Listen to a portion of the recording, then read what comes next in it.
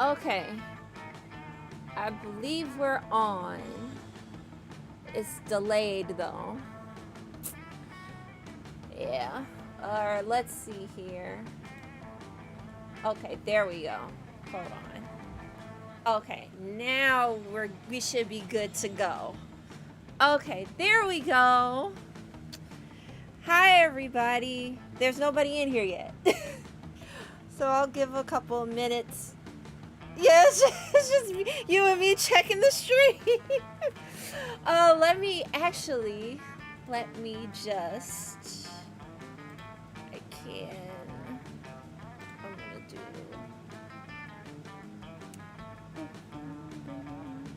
As we listen to this groovy surfside music, um, let's see.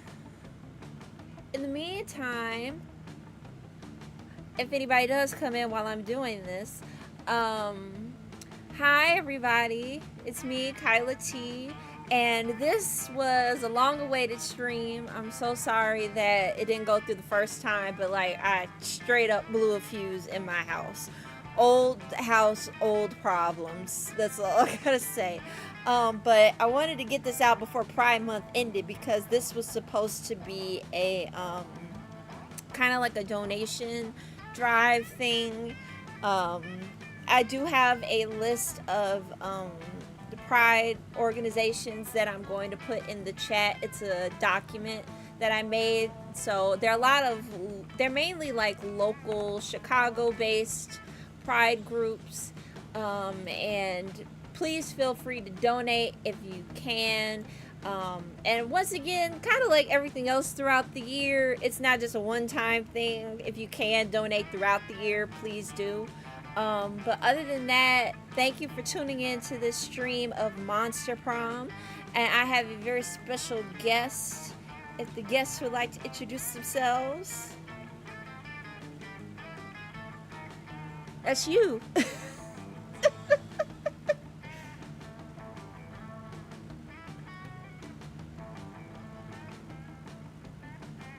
Oh, you're not a nobody to me. Let's see. Oh, that's right. Let's see. That's one thing too I gotta do because I noticed that it didn't. It reset. I got reactive images. So if you look on the screen, every time I talk, my little head in the corner goes up and down. And for some reason, it just entirely reset with yours. So let me get this going back again. But let's see. I haven't played this game in a hot minute, and I'm looking forward to it, to be quite honest. Yeah. Is it up now? Oh no, you see me bouncing around. Let's see here. But it's been a minute since I've played Monster Prom. But it's one of the reasons why I picked it was because it's very much a inclusive game. Like, you can change your pronouns, you can date whoever you want, you have non-binary characters, you have just so much free range. It's really neat. Let's see here.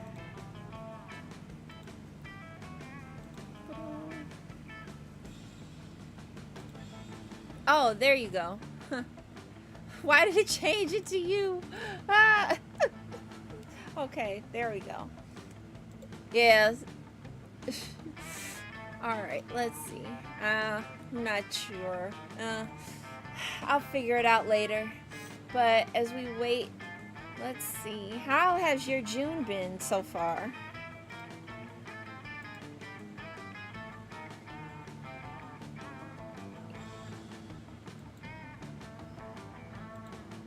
Yeah, it's been kind of burning up over here in Chicago. I don't know what the hell is. Well, I know what's going on. It's global warming. That's what's going on. But it's just ridiculous. That's why I blew the fuse. I had my air conditioner on, and I had like all this other stuff happening and like had my fan going and whatnot, and just it was too much. Um, let's see. All right. So let's see. I think we'll get started. I have to figure out what happened with the reactive image later, but let's see here. We're gonna do online. Create a room.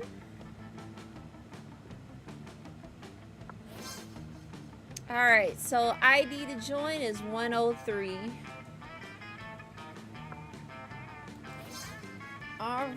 Okay.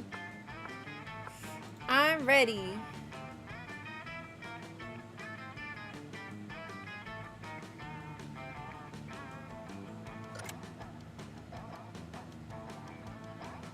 Yeah. Have we played this together before? I can't remember. Okay, that was it. All right. Now let's see. We can do classic or DLC. I will do DLC. Let's see. So, I'm thinking a short game to warm up and then a full game. All right. And actually, oh, one last thing. I want to make sure because, yeah, I lost the link for it. As soon as I did that, let me put the document I have for the charities in the chat. It's a Google Drive or Google Doc rather link for you to access. And like I said, don't feel like you have to, but if you do, it's greatly appreciated. And if just, you know, happy Pride. Help people out, because we're gonna need it soon, y'all. We really gonna need it soon. So let's see here. Boom.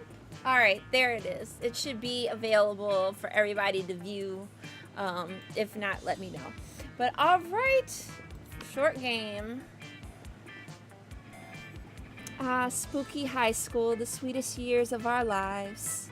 Back when we were young and unafraid. Sometimes reckless, sometimes brilliant, sometimes just stupid, but always willing to live life to the fullest. We were on a wild journey to discover who we really were. Who are you? I love my girl, Vicky. I think that's her official name is Vicky. But I'm gonna set a custom name. You know what? I'm gonna name her after my girl.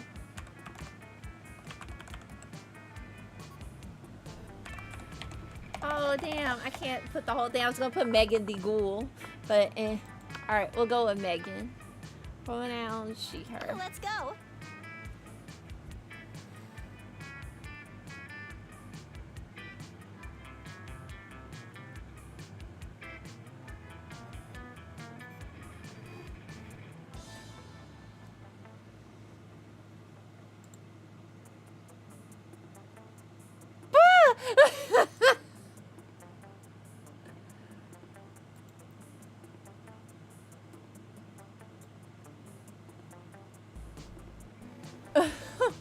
Oh, let me see about.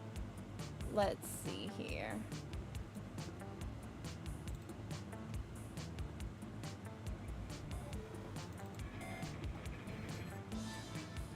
Yeah, let's see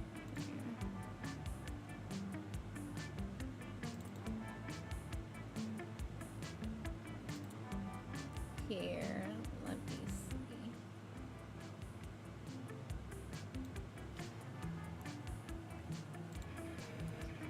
Alright, that might help a bit.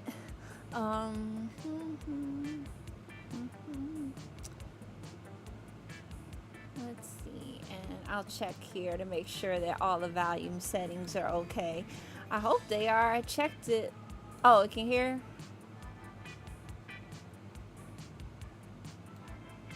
Okay. Let's see here.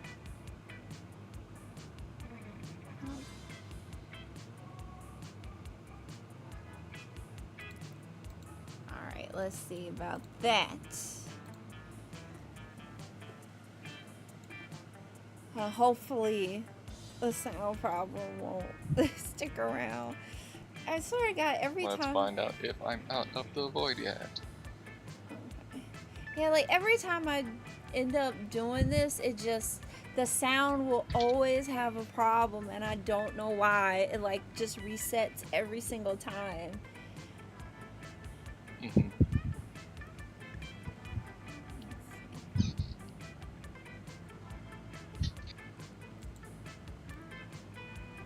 All right.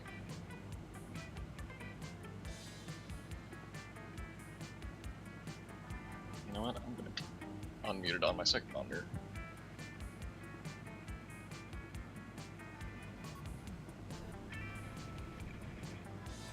Oh, okay. I'm out of the void. Oh, okay, good. I can be heard. All right, nice. Okay. So, I guess I need to reintroduce myself because I wasn't there the first time. Yeah. Hi, I'm Scootsby. I'm basically nobody if you haven't heard me. That's not uncommon. I have some people here who do know me, and they're here to make fun of me. So that's great. Well, we love support. Very in keeping with my brand. You know what?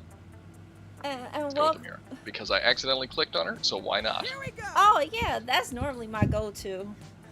All right. And we had yet to experience its ultimate challenge, the Monster Prom. I remember it clearly. 2 weeks were left, and as we fantasized about our dream prom dates, we were all scrambling to catch the attention of one of our 8 most charismatic classmates. Scott Howell, 21, a werewolf athlete who compensated for his rather small brain with a stupidly huge heart. Miranda Vanderbilt, 19, a sweet mermaid princess who was as cute as she was genocidal. Polly Geist, 22, a party ghost with an insatiable hunger for all the wrong things. Damien LeVay, 21, a fearless demon with a taste for destruction and a love of fire. Liam de Lioncourt. Oh my God, I just realized. Fuck. That's a interview with a vampire reference. God damn it. Ah! A hipster vampire whose standoffish demeanor hid the fact that he was truly a lovable dork. Zoe Forever? An eldritch cutie who went from endless deity of the dark realms to ultimate fangirl. And actually, I'm gonna pause on Zoe to say that there's a new Monster Prom coming out called Monster Con, starring Zoe and Liam. Yeah, and you can find love at a convention. So it's like an anime convention, and there's all these new people, but Liam and Zoe from this game are there, and I'm excited. I'm really excited for it. Alright, Calcachester Hewlett-Packard, Volume 1. A library computer who had become a sentient robot ready to experience life to its fullest. And Vera Oberlin, 23. A mean, self-made Gorgon with a merciless sense of business. It was clear it had to be one of them, but who? We only had 2 weeks to choose our prom date, and even more daunting, we only had 2 weeks to woo them and conquer their heart. But as I already said, we were young and unafraid, and we were ready to start.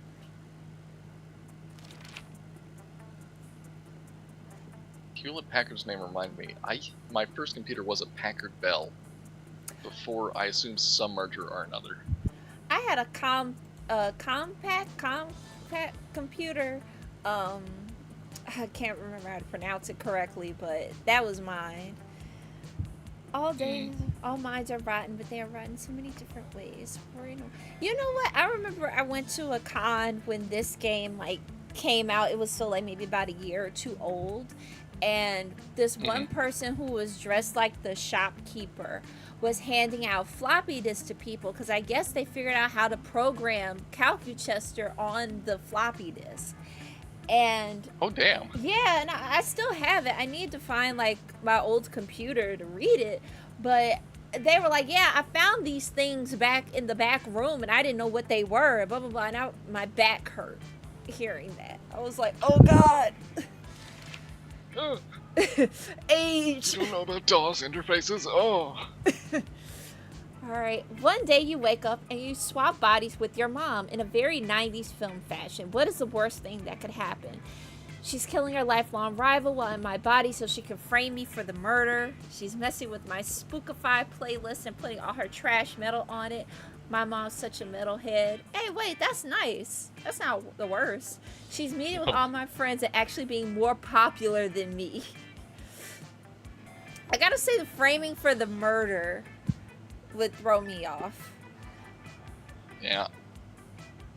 Honestly, it would be the same, but you know what? Anxious Me's got this one going on.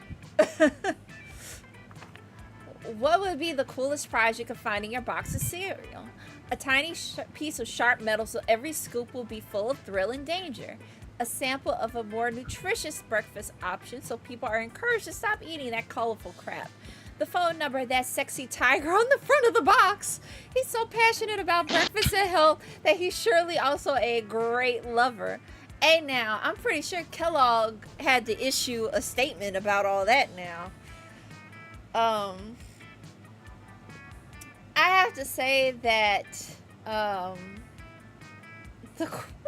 you open a box of Lucky Charms and just a big wheat block pops out of it.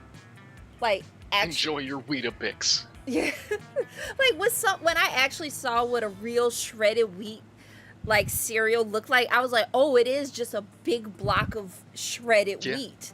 I did not know. Weetabix is an insane cereal, and I don't understand how people in Britain can stand it. Well, I've seen TikToks of British Chinese food. You know, they going through it, all right? They going through it. But I have to say that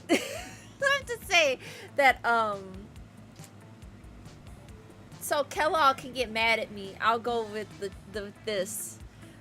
Also, because I just remembered, you remember that picture of, it was literally a tiger cooking something he shouldn't have been on the stove. He was mixing that stuff up with the baking soda. Oh, God. You remember that? Jesus Christ. I also have to go with the most fuckable food mascot. He's just, you gotta. Yeah. Your partner just You simply must. Oh, you have to. Your partner just gave you a cool gift for your anniversary, but you totally forgot. Quick, come up with an idea for a great gift. Anything on fire or a weapon. No, a weapon on fire. A silly toy that makes silly noises. A friendly Roomba with wobbly eyes. An abstract concept of gratefulness. A pony, always a pony. An art commissioned by Picasso. Well, Picasso was an ass, so I'm not gonna do that. Let's see. It's in the name. I like the idea of a Roomba with wobbly eyes, because if it hits the wall, then they go like all over the place. I might go with the silly toy that makes silly noises, just because it's very friendly and goofy. True. Uh-oh. Okay, looks like our resident good boy might be your match, and looks like No. if you were a D&D character, what would be your class? Moneymaker, good boy, automaton, obscure, moment grammarer. Oh, like excuse me, it's they, not their. Gun haver. If I could, gun haver. I gotta be the good boy. Hey, Damien. Yeah, it looks like your match is gonna be Scott. I can't not be the good boy. Yeah.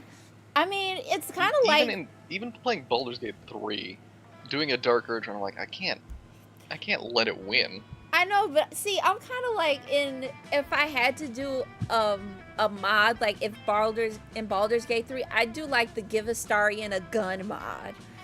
And like, it would just be, because they did that now. Let's see, I'm kind of a stick in the mud, so let's go have some fun. That day during recess, you start a half-hour rave that goes full crazy.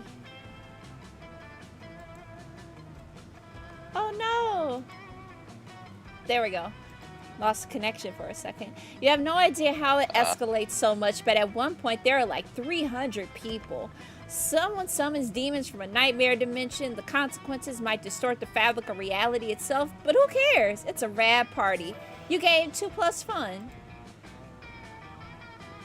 You're checking out some plates of pasta on your dating app for people who are so lonely they're starting to consider dating a plate of pasta. Luckily, KylaTea interrupts you before you keep spiraling down like that.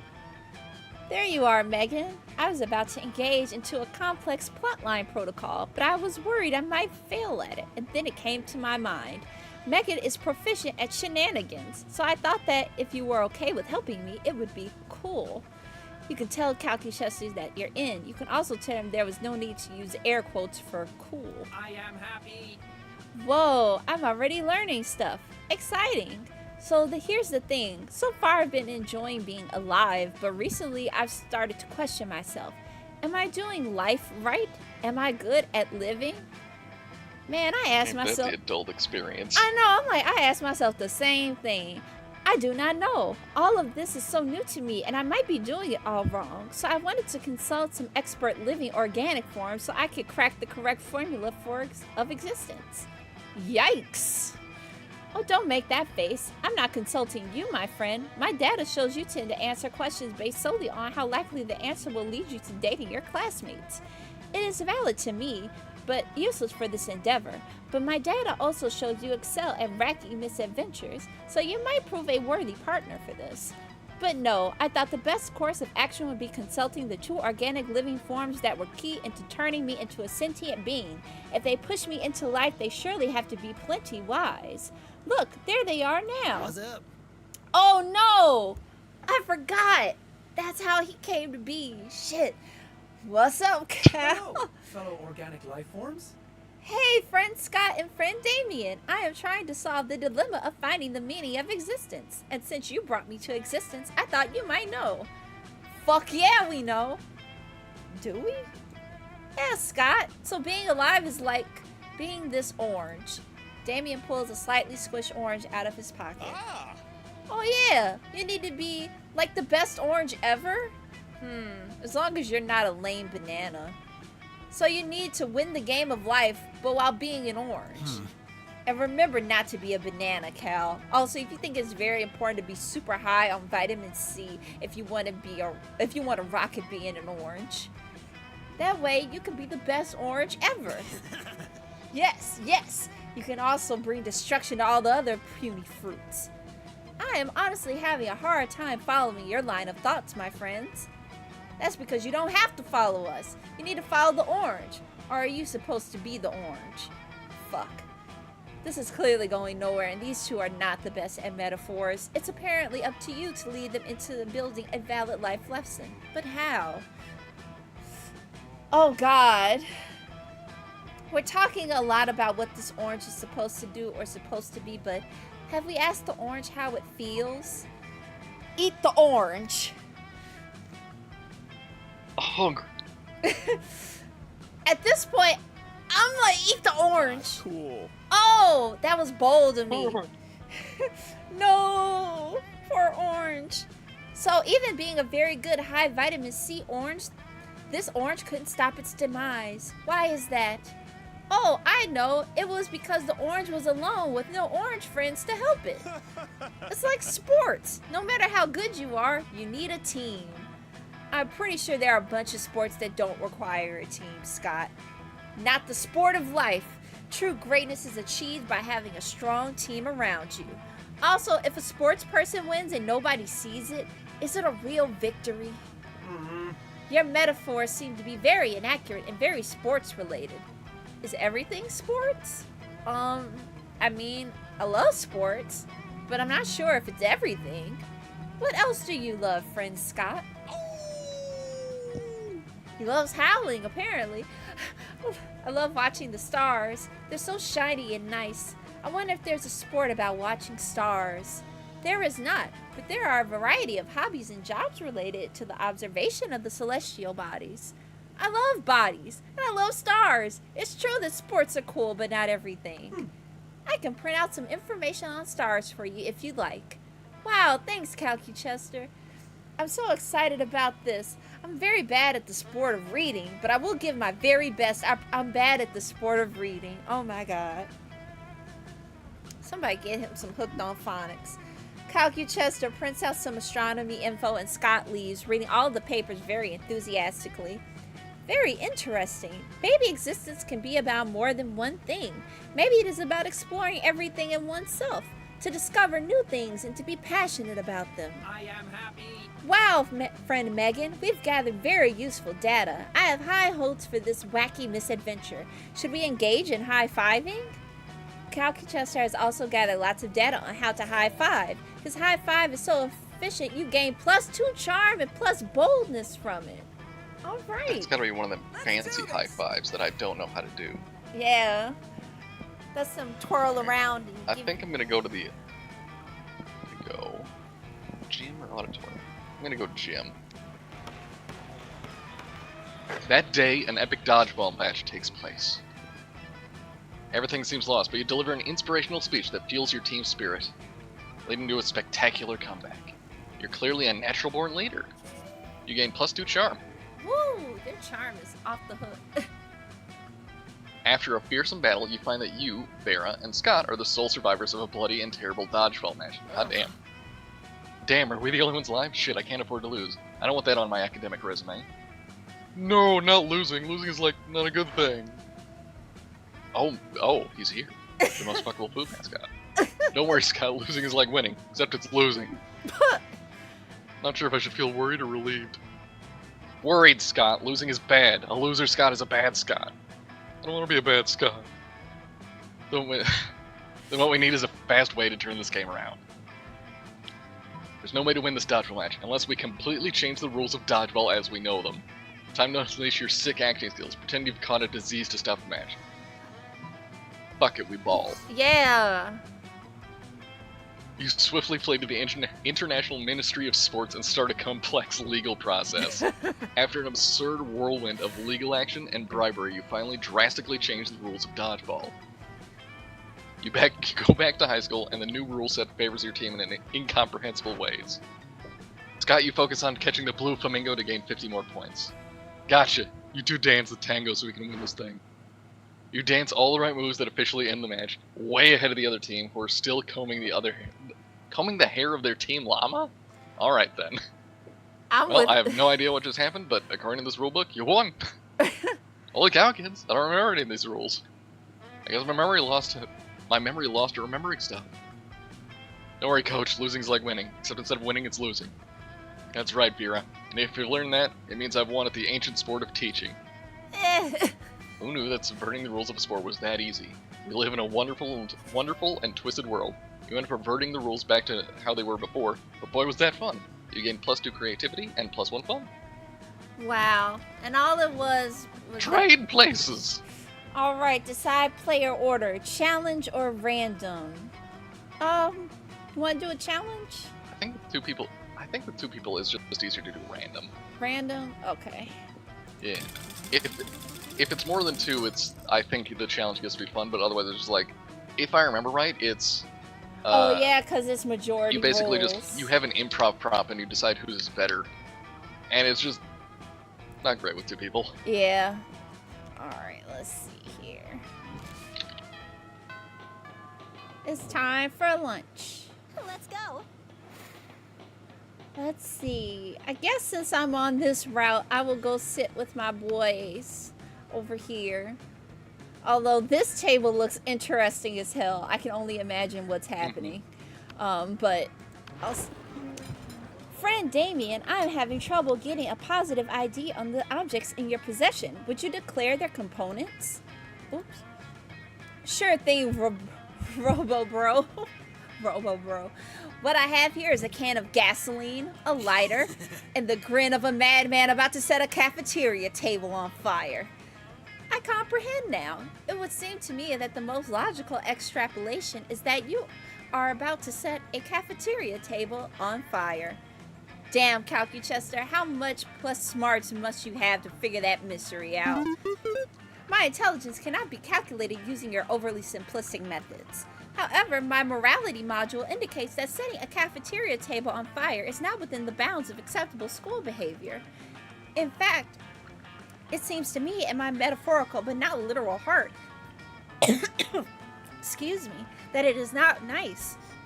And also, the premature smoke is already getting to me. Did I say that it was going to be nice? No, I said it was going to be awesome. Running back conversation to check for phrase gonna be awesome. Error, phrase not found. No, friend Damien, you never said it was gonna be awesome. I didn't need to. It was implied in the grin of a madman part. Chester, why are you trying to ruin my fun? Uh-oh, okay. It's a matter of perspective, Chester. Where you see a table, Damien sees wood to set aflame to cook his food. So Damien is totally in the right to set it on fire. Chester is right, Damien. Be responsible. Don't set fire to this table. Set fire to the cafeteria table designated for arson. You know, the green one by the door with in case of needing to set fire to a table on it. Do we have that? Do we have... We gotta. Do we have the... You simply gotta. Right, like... Let's see. Oh, I want to point with him. Yes, friend Damien. Friend Megan is correct. We must always obey the rules. The rules of Asimov. The rules of Spooky High. The rules of the universe with all of its structure and order. Fuck structure and order. Fuck Asimov and Spooky High. And fuck the universe. Stupid universe making things like tables you're not supposed to set fire to. But Damien, rules are there for a reason. All things are there for a reason. Like the designated arson table. The reason the designated arson table is there is so that you could commit arson.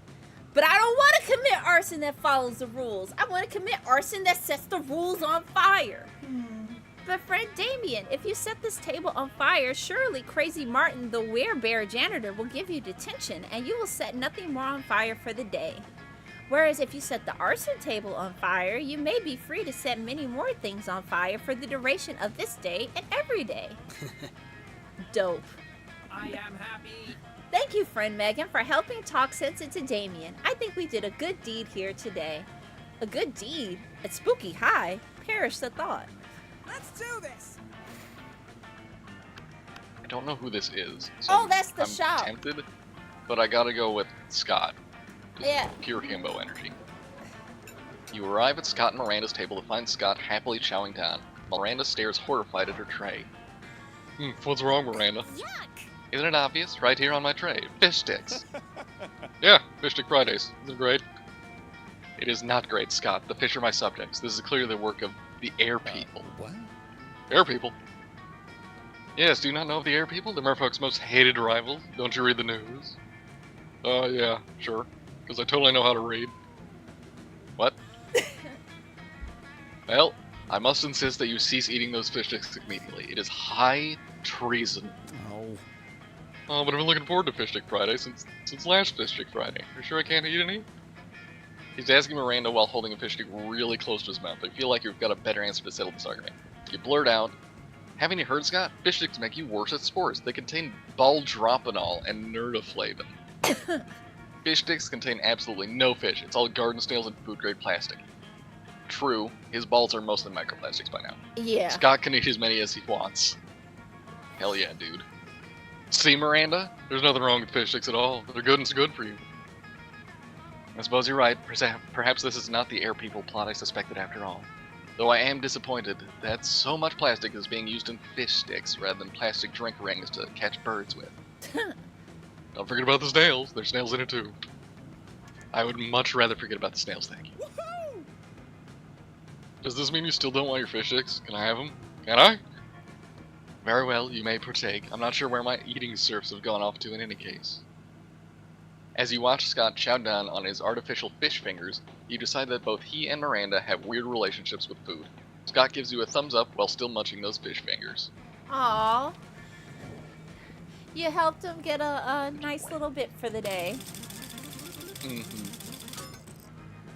All right.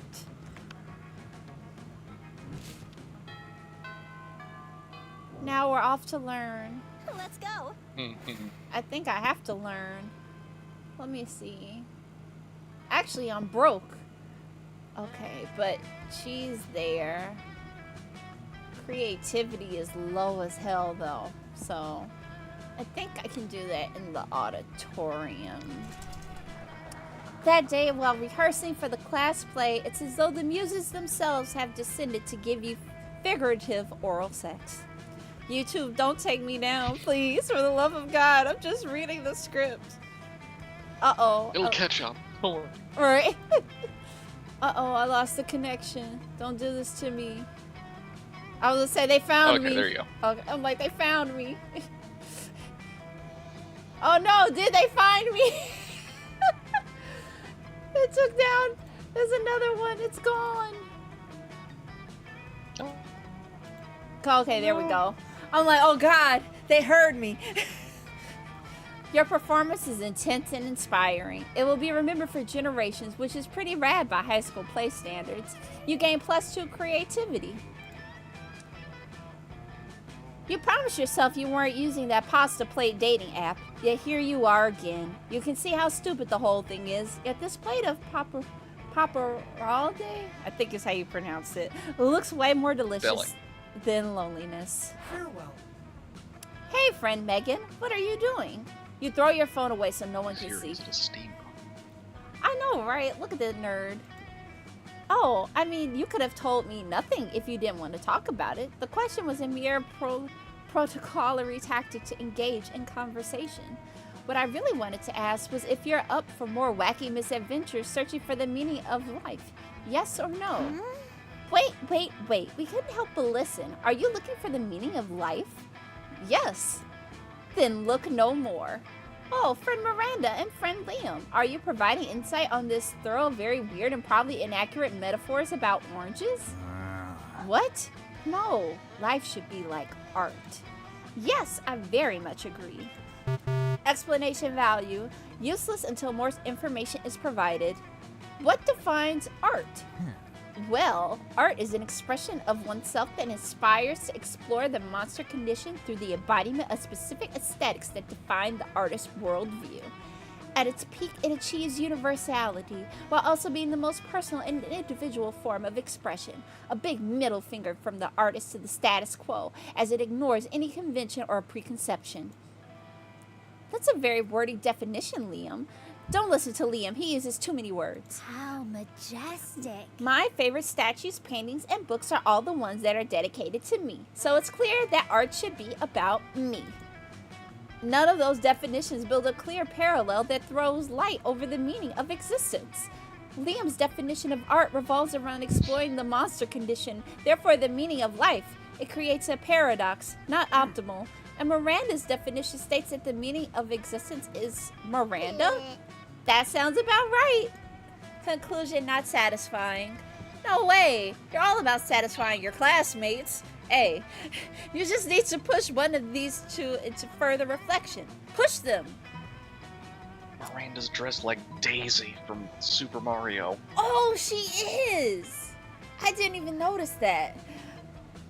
Let's see. You're always angsty against the status quo, Liam. Tell us what the status quo did to you. What's the origin of this rivalry? Sure, art might be about Miranda, but what's Miranda about? I gotta go with this, because what's your beef, buddy? Uh-oh, not creative. What? So mainstream. You want me to tell an origin story? That's so mainstream. I think what Megan wanted was to know why you specifically have what you might call beef with the concept of the status quo. No, origin stories are too cliche. You know what?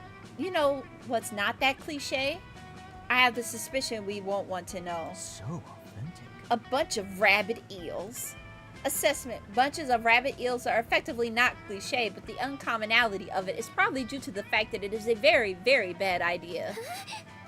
No, I tend to find eels very trustworthy, but these ones are too rabid. You all get electrocuted, no one is happy, you lose 2 fun and 1 smarts. Damn! Let's do this. Alright. Yeah, let's go outdoors. That day during recess, you start a half-hour rave that goes full crazy. You're casually chatting with Juan, the small magical Latino cat. You start telling him that hilarious story of what happened last summer at Monster Camp. You know which one, the one involving the beehive, the blow-up doll of the president, the penguin mask, and the mystery of the Goblin King. Slowly, lots of people start joining you to hear the story. By the time you say where the Goblin King was, 100 people or so burst into hysterical laughter. You turn on a mobile app that captures all the laughter and turns it into +2 fun. Suddenly you hear Scott cry out, "Liam, look out!" You turn to see the source of the commotion. Scott has accidentally thrown a football straight at Liam, who is peacefully reading into the grass. Liam looks up, sees the football, and freezes. Liam has a busy night. Liam, you gotta move. The ball's gonna hit you. I can't, for I have stalwartly refused to hone my reflexes in any way as a protest against sports. Oh my god. It's a good thing Scott threw the ball so incredibly high.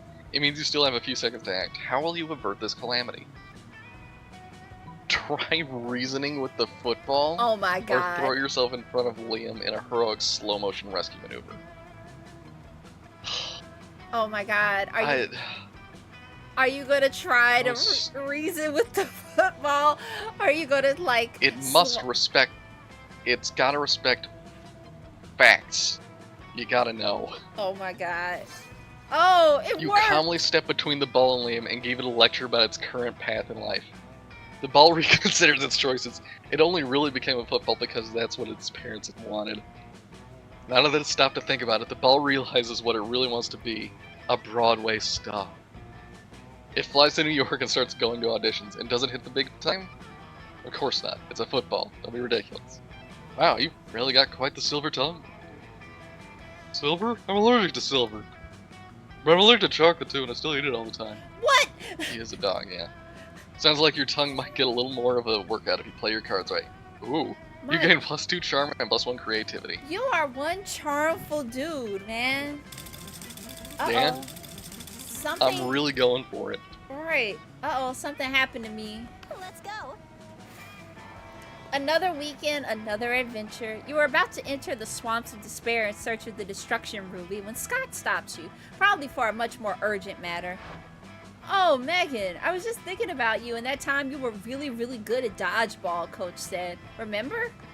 Not really. All your classes kind of blur together and become repetitive after a while. But hey, why not take the compliment? Well, I think people are like sports, you know, because, well, sports are good and people are good. So if they're both good, then they must be the same. Oh, you sweet summer child. Sure, right? Sure. But all sports are different, so all people must be different. And some sports are better than others, and some people are better than others. And I like different sports, and I like different people. There comes a time when you have to choose one sport and one person. You can't take 2 different sports to prom or play in the major leagues with 2 different people. No, wait, opposite on those, you figured. Also, it doesn't really make sense either way, so whatever. So, our friend, Amira, what kind of sport do you think she would be? Coach says romance is the most intense of all sports, so this is very, very important. Mira is the holy amalgamation of football, basketball, and baseball, known to the initiated as all ball.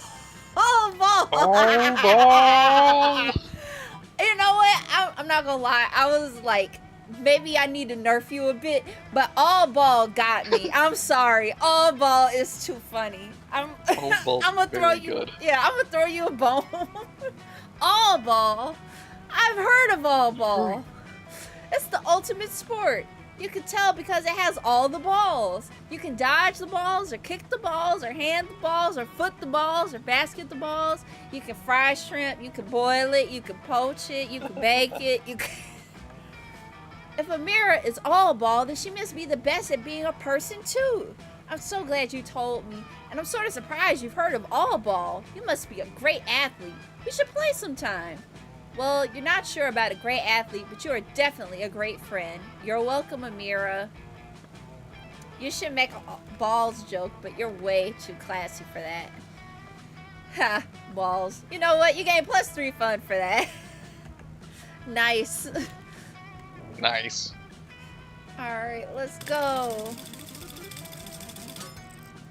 Damn. I know, right? It's never letting me go first. Alright. Let's go. Let's see. I'll go to the library. That day you spent some time on the library's PCs mining some bitcoins.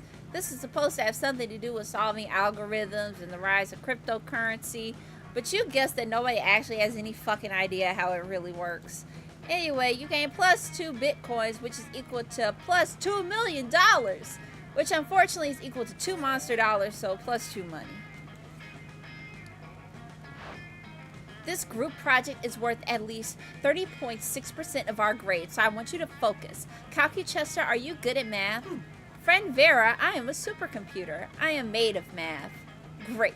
So no shenanigans, you guys. I mean it. Nothing crazy can happen in this library for the next 30 minutes. We must save the world. Oh, the coven! We're here to save gods. the day. I know it is very rare to see students at Spooky High studying Friend Joy, Friend Hope, and Friend Faith, but I assure you that the world is in no danger, and this is a very normal activity at many other schools. Oh God, it's him too! Where did they all come from? Fair ladies of magic, you may have beaten me to the library, but you shall not beat me to their souls. Come to the dark side. Come, fearsome snake lady and metal monster, come join me in the dark side. Will that help me pass this class? Because my interests right now are limited solely to doing that. Crime bosses respect you less if they think you're stupid. Yes, joining the dark side will definitely help you pass this class. Don't listen to him. Those lips speak nothing but lies and give nothing but kisses of betrayal. And it's also an incredibly fiscally responsible decision. Fiscally responsible, eh? Tell me more. Yes, please tell us more. From context, I am assuming that this dark side refers to the evil nature of your plans rather than color, but moral ambiguity often confuses me. No need to be confused. Joining the dark side is the right thing. Oh, I always do my best to do the right thing. No, don't. And I'm a pretty big fan of doing the thing that's the opposite of the thing the coven is trying to get me to do, so I'm almost tempted myself. But if they go to the dark side, how will they go to prom at your side? Time to sway them. Uh-oh. Let's see. Ooh. Dimitri's not telling you the dark side's darkest secret. Terrible Wi-Fi. No way. Everybody's going to the dark side these days. It's totally touristy and played out. The hot destination this year is Malaysia. Huh. Oh, God. I'm in a pickle. What do I do? Oh, God. Oh. I would gamble on Malaysia. Yeah. If you try to make it seem played out, like, man, that's not hip. Mm-hmm. Oh, God. Terrible Wi-Fi might get you a room with calculator though. Yeah, that's what I'm trying to do. Like, oh, God. Why did they both have to show up here?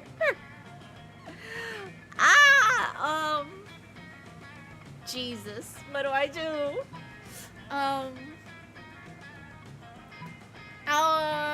I'm not creative for that, I think. Or charming, rather. I'll go with the Wi-Fi, I think, or... Mm-hmm. Ah! What? Oh, a smart! worthy Thank God! adversary.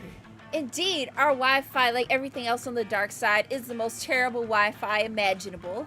Our evil, sentient, wireless internet crashes at only the most inopportune moments.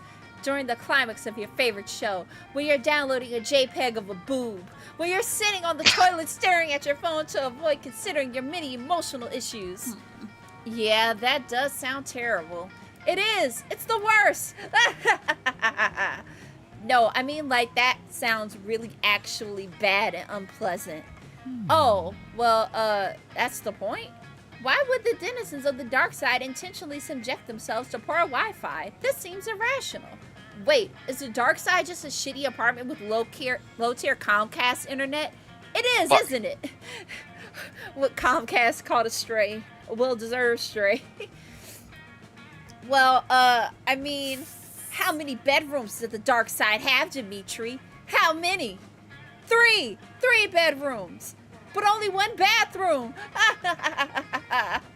Get out of here, you disreputable real estate agent! Get! Vera snakes leash out at Dimitri and he vanishes in fright, leaving behind the stack of apartment applications he was going to try to get them to sign. He's a landlord! Ain't that some Son of a bitch. Ah, no wonder. All landlords work for the dark side. Good job rescuing your friends from a predatory landlord-tenant relationship. You gain +2 smarts and 1 charm. Hey! Let's do this. Hey. Alright. Do I go to class? That seems like nerd shit. At the gym. I'm going to the bathroom. That day, skip class and just hang out in the bathroom because you respect no authority. I guess some people just want to watch the world burn by skipping class and hanging out in bathrooms. You give 0 shits, but you gain +2 boldness. After, you're considering using the bathroom for its intended purpose for once, only to find all the stalls occupied by the wolf pack. Believe in yourself. Oh. Damn, dudes. Now I want a good, clean competition, and you're all winners just for trying. Bros, the only way to be a winner in a pissing contest is to be the winner of the pissing contest. Now to action! Yeah! P-I-S-S-I. Oh wait, no, am I just supposed to be the iguana? Whatever. That's not quite how it's spelled, but close enough. Oh hey, Mira, are you here to watch the competition? I love when sports team gets to try different sports. My God. They judge the pee on every level. Color, strength, smell, all the important things about werewolf pee. I really hope I win. I'd hate to be a loser in front of my fellow wolves. I gotta make sure that my pee is the winningest pee. Probably need to go see Drink a doctor. 3 times your body weight in yellow food dye to make sure you have the brightest pee. Jesus. The best pee was inside you all along. I'll pee too in solidarity. Wow, a true ally. Fuck it. Yeah. Being smart about it isn't the way to go. I gotta be inspiring. Oh, you got Really? the charm to pull it off too. I'm gonna have a mirror beside me? This is just the confidence boost I need. Oh my God. Everyone in position. Ready, set, pee. The wolves begin to pee ferociously, but none more ferociously or peeingly than Scott. This might be because you're standing next to him doing so badly in comparison. Apparently you're pee shy and are basically a leaky faucet besides Scott's hurricane. This Hurricane. is the worst description I've ever heard. He's declared the winner, and you're the ultimate loser. But just when it seems he might be the laughingstock of the whole school. Listen, everyone. It doesn't matter if a mirror is horrible at peeing.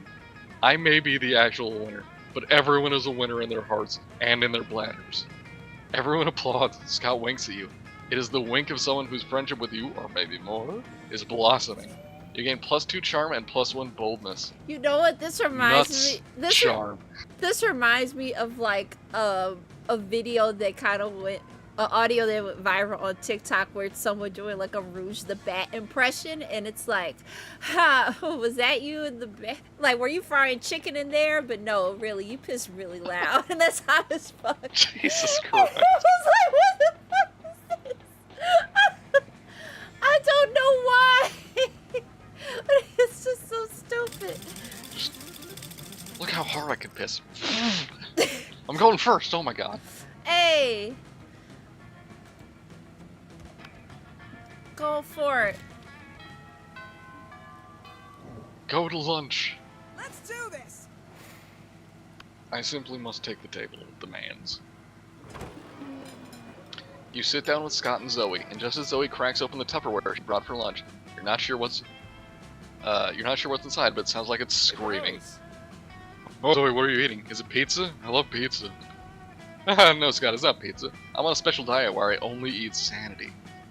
Whoa, Sanity, I bet that's chock full of protein. Not really, it's mostly chock full of horror. It's better fresh, but that's a lot messier, so when I come to school I pack leftovers in this Tupperware instead. So smart. What does Sanity taste like? Well, you know where you're sucking the marrow out of the ethereal bone fragments harvested from the carcass of a rival deity you've slain? Nope. I don't think I've ever eaten a rival deity. Do I have a rival deity? Is it fireworks? I hate fireworks. No. Let's see. Have you ever drunk a child's tears, filtered through its mother's severed scalp, while an orchestra plays a tuneless melody on instruments of flesh? Had pizza, is that close? Meh. Not really, it's more like cashews. Cashews and shrimp. Oh. It's Thai. It's like Thai food. Oh cool, a news high in protein. Can I try some? Can I? Well, it's not really for mortals. But Scott looks so excited. You've got to figure out a way to resolve the situation. Scott, sanity is extremely high in cholesterol. Why don't you just eat some cashews and shrimp smothered in this malignant insanity hot sauce I brought? But what if Scott uses this crazy straw? Crazy straws do make a lot of Gotta things love them. fun. You do, yeah. Drinking sanity through a crazy straw? Oh, wow, that's so smart. It'll cancel itself out and I'll be fine. What? No, that's not even close to how it works. Yum yum, here I go. Okay, Scott, that's enough sanity. Stop drinking the sanity. I'm not Scott, I'm a tractor. Woof woof. Oh my god. Tractors don't say woof woof, Scott. Oh, really? Which one of us is the tractor here, you or me? Neither of us. That's not what my new friend Mr. Goat says. He's great. He's a koala. Zoe gives up trying to talk sense to Scott. Scott lets you ride him all around school while he attempts to harvest grass with his face. It's a real bonding Let's experience. go. Oh my god. He went Mission accomplished. He went beyond touching grass to eating it. Alright. Friend Paulina, please correct me if I have misunderstood, as I am still new to these customs.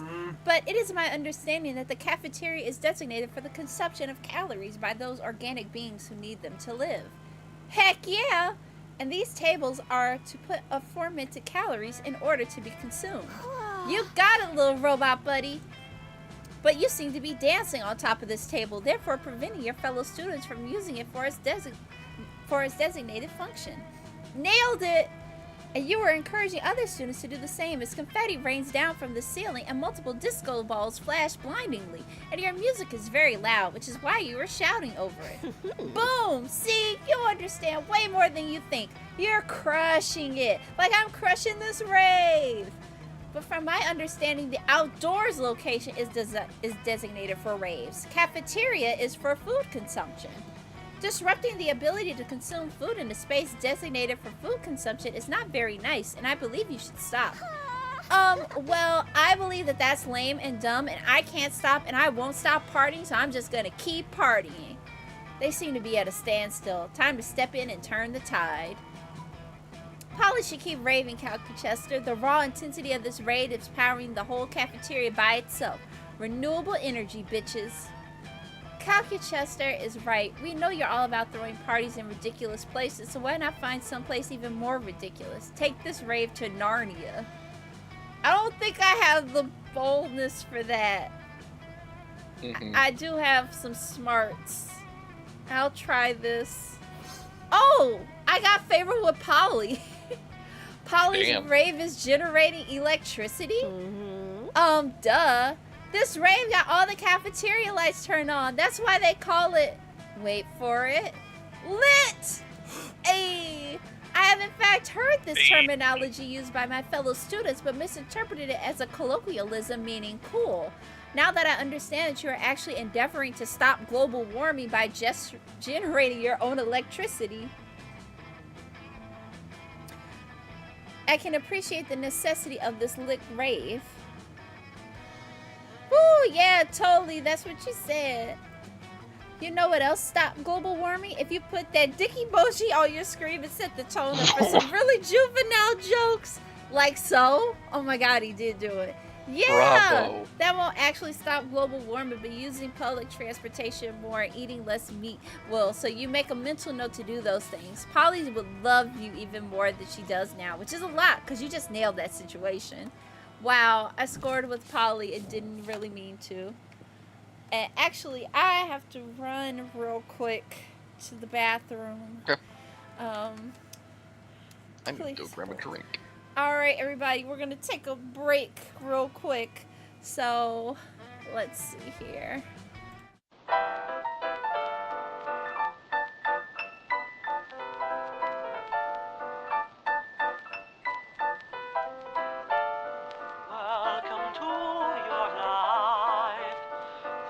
There's no turning back, even while we sleep. We will find you acting on your best behavior. Turn your back on Mother Nature.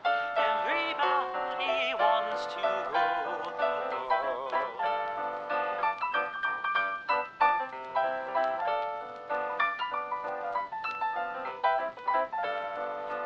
It's my own design. It's my own remorse.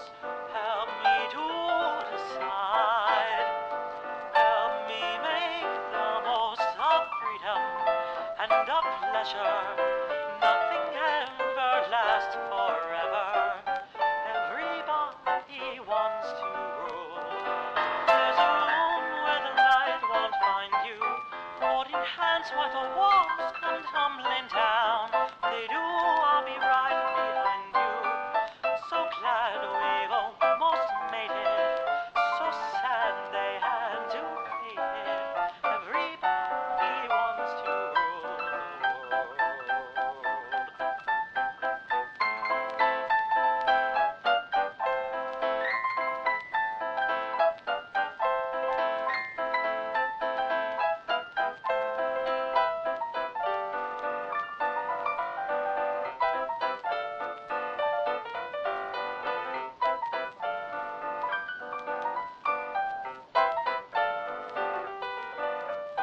I can stand this indecision, married with a lack of vision. Everybody wants to rule. Say that you never needed one headline, why believe it? Everybody wants to rule the world.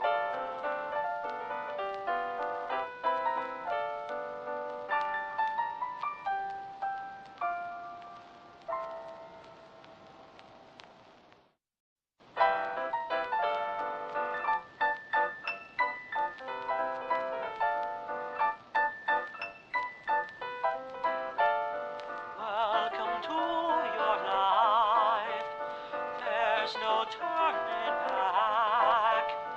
Even while we sleep, we will find you acting on your best behavior. Turn your back on Mother Nature. Everybody wants to rule the world.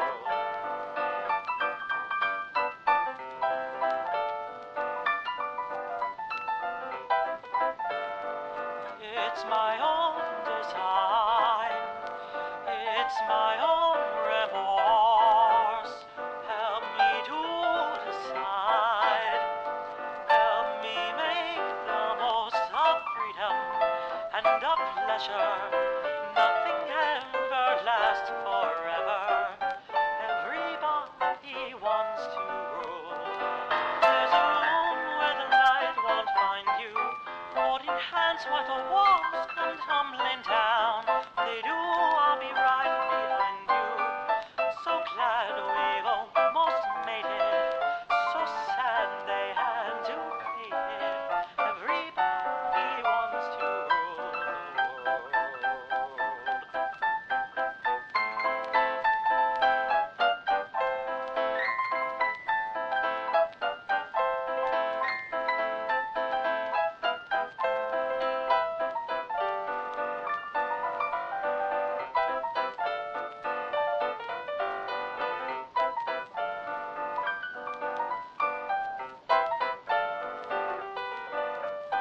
I can stand this indecision, married with a lack of vision.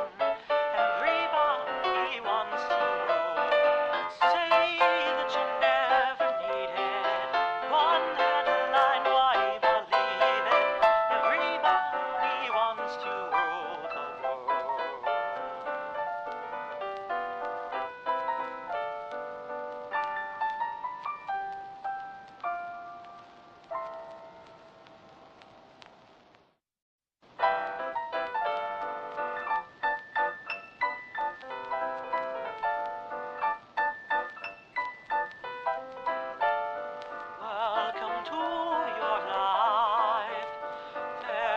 turning back.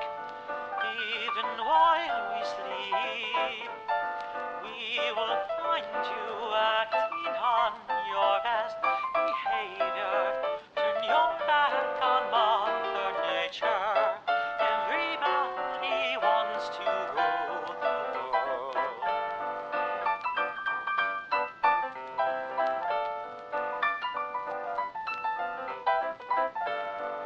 It's my own design. It's my own remorse. Help me to decide. Help me make the most of freedom and of pleasure. Nothing ever lasts forever. Everybody wants to rule.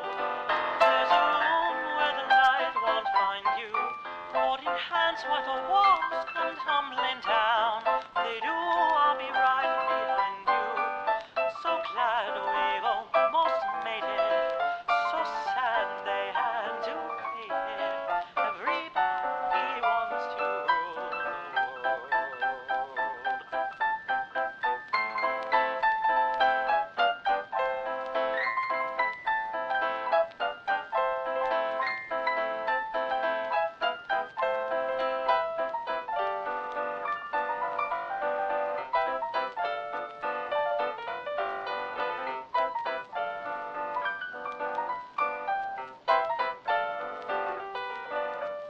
I can stand this indecision, married with a lack of vision.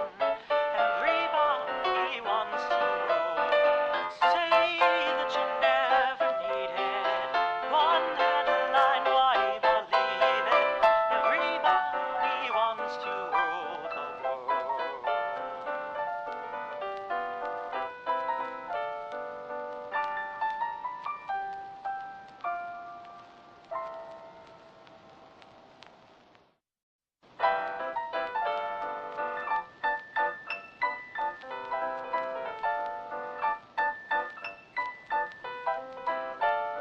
Welcome to your life. There's no turning back. Even while we sleep, we will find you acting on your best behavior. Turn your back on Mother Nature. Everybody wants to rule the world.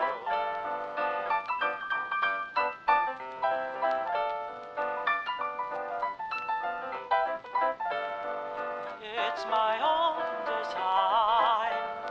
It's my own remorse. Help me to decide. Help me make the most of freedom and of pleasure. Nothing ever lasts forever. Everybody wants to rule. There's a room where the light won't find you. Holding hands while the walls come tumbling down. They do, I'll be right behind you. So glad we've almost made it. So sad they had to hate it. Everybody wants to rule the world.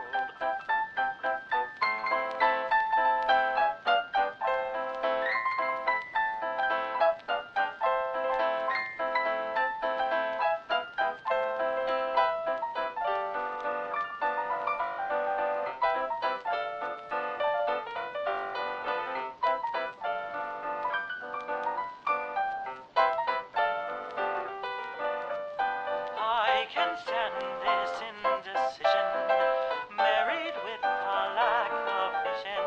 Everybody wants to rule. Say that you never needed one headline, why believe it? Everybody wants to rule the world.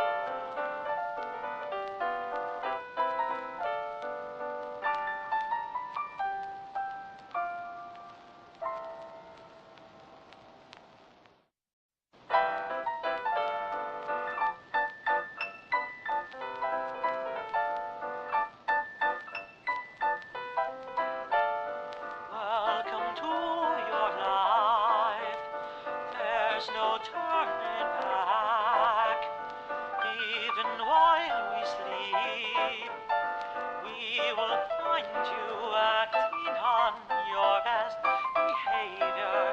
Turn your back on Mother Nature. Everybody wants to rule the world.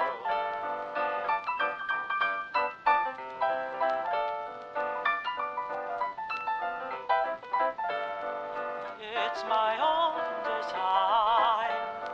It's my own remorse.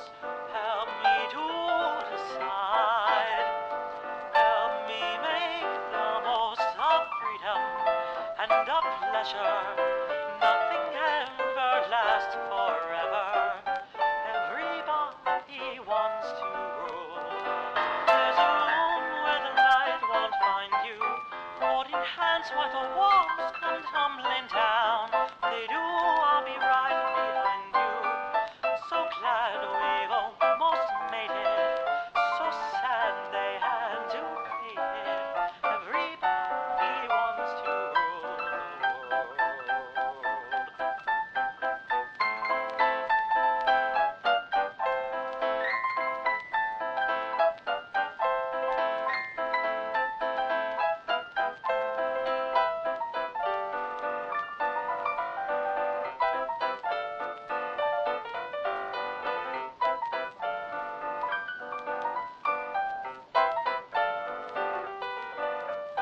I can stand this indecision, married with a lack of vision. Everybody wants to rule. Say that you never needed one headline, why believe it? Everybody wants to rule the world.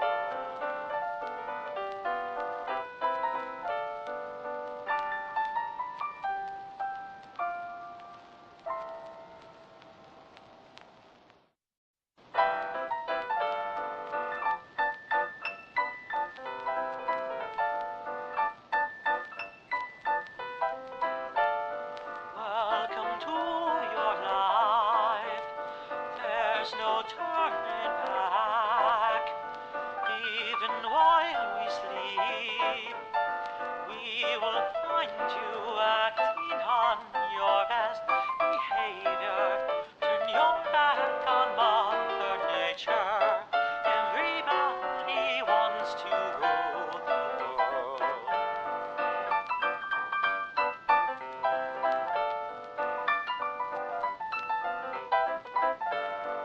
It's my own design. It's my own remorse. Help me to decide. Help me make the most of freedom and of pleasure. Nothing ever lasts forever. Everybody wants to rule. There's a room where the light won't find you. Holding hands while the walls come tumbling down. They do, I'll be right behind you. So glad we've almost made it. So sad they had to hate it. Everybody wants to rule the world.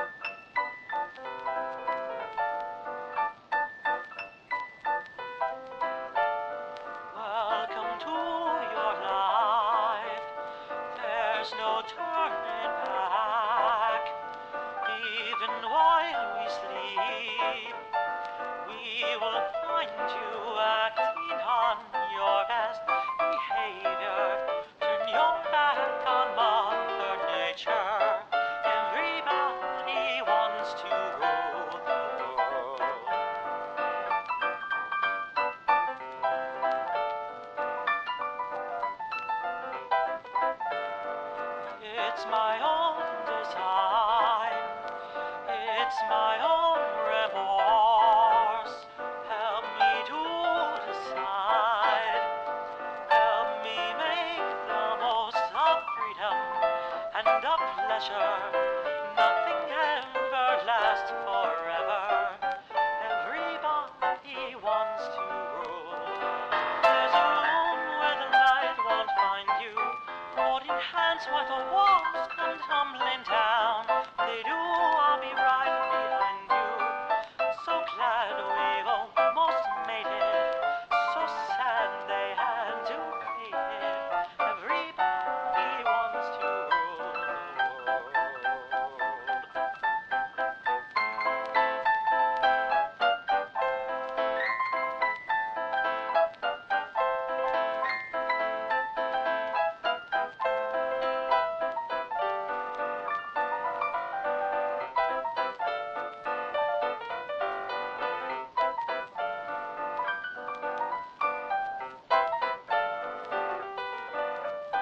I can stand this indecision, married with a lack of vision. Everybody wants to rule. Say that you never needed one headline, why believe it? Everybody wants to rule the world.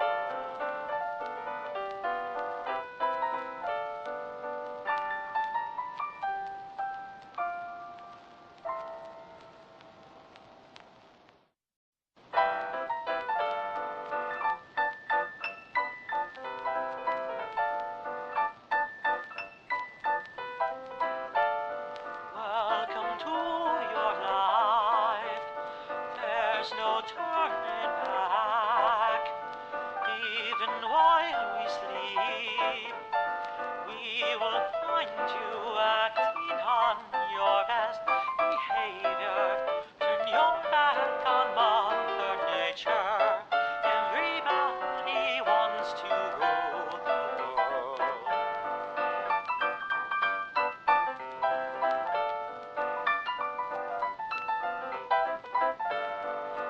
It's my own design. It's my own remorse. Help me to decide. Help me make the most of freedom and of pleasure. Nothing ever lasts forever. Everybody wants to rule. There's a room where the light won't find you. Holding hands while the walls come tumbling down. They do, I'll be right behind you. So glad we almost made it. So sad they had to hate it. Everybody wants to rule the world.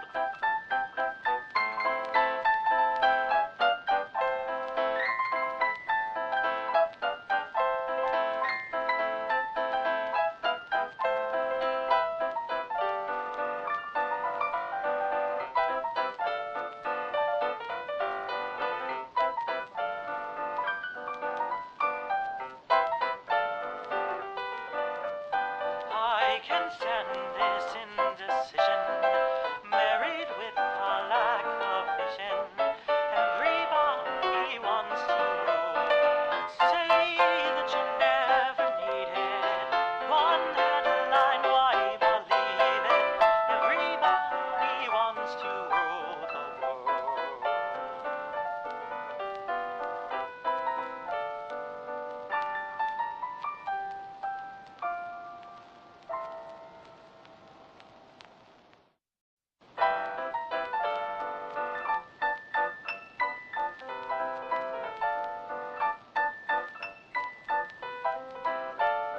Welcome to your life. There's no turning back. Even while we sleep, we will find you acting on your best behavior. Turn your back on Mother Nature. Everybody wants to rule the world.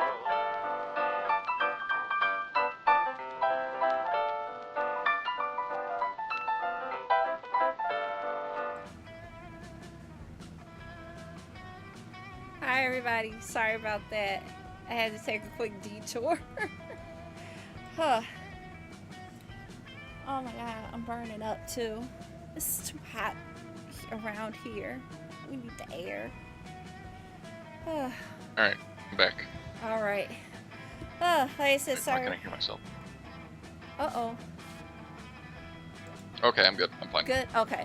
Yeah, like I Just a said, one-up. sorry about that, folks. I had to do a bit of a detour because, of course, like, trying to stream has just been, like, the most frustrating thing to do in the last couple of weeks. But, Amira, you are given another chance to go first. Let's do this. Mm-hmm. A whole other one. Alright.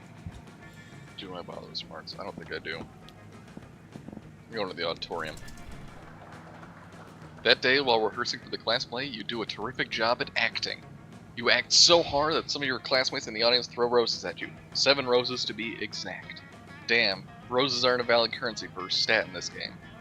Anyway, you check your converter app to see if this could translate into something a bit more useful. It seems 7 roses equals 2 creativity points. Sweet, you gain +2 creativity. Scott catches up with you afterwards, panting with excitement. Oh, Jesus. Hey bro, I was just thinking today how much I like you and I want to share all my favorite things with you. I thought about sharing my bones with you, but I don't remember where I buried any of them. Then I thought maybe we could go out peeing together, but peeing on each other's territory would be wrong. We've already been peeing together, Scott.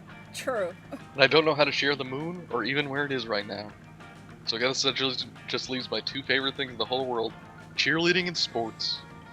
Since you're not on the sports team, cheerleading it is. Let's cheer together, bro. What's that? You want to know what we're cheering for? Well, I thought I'd leave that up to you. What should we cheer, bro? Uh-oh. We should cheer for the working class. Nothing will aid the rise of the proletariat like a hearty cheer. Or we should cheer for each other because friendship is the greatest sport of all. He don't know what the I fuck. would. He don't know what the fuck that is. It's too big brain for him. So, friendship it is. Yes, yes. We'll cheer for each other's cheering, and our cheering will make each other's cheering more cheerful. Scott picks you up and tosses you in the air. Ooh. But before you hit the ground, he's in your arms, ready for you to toss him. Toss me higher, bro. With friendship, anything is possible. Are we going to the moon? You toss Scott into the air, but somehow the force of your encouragement allows him to toss you again. Oh, I thought You you can were fly. You fly into space. You crash into the sun. The sun is no match for your love for each other. I can't tell whether this fire in my heart is me getting burned up by the sun or my love for you. It's probably both. You slingshot around the sun, traveling faster than the speed of light. You crashed into Earth 7 days ago, right before the opposing team scored a touchdown in last week's sports game. You obliterate the enemy quarterback. Huh. Yeah, cheerleading. Cheerleading indeed. And now you have an entire extra week to hang out with Scott, which won't be reflected in the game, you time-traveling cheater. You gain +2 boldness and +1 fun. Oh my god. What the fuck? Like, at first I thought it was gonna be like he offers to like throw you and then you break a bone because he's so damn heavy. You just crash. I don't know. Let's see. Oh, nice. You can actually see. I forgot about that. Let's see. I'm not good in the boldness, but I do have a bit of charm. So let's see if I can work that out here. That day, an epic dodgeball match takes place. The match is so intense and both teams are so into it that you decide to raise the stakes by betting part of your charm against part of the other team leader's charm. That commitment amazes your whole team and their spirit is fueled by determination. Finally, you win and take +2 charm from the other team's leader. She's now a bit less fabulous. A few minutes later, CalcuChester approaches you. You can tell he's nervous because all his fans are running at maximum speed. Hello, friend Megan. My calculations indicate that I possess greater than average amorous feelings in relation to you.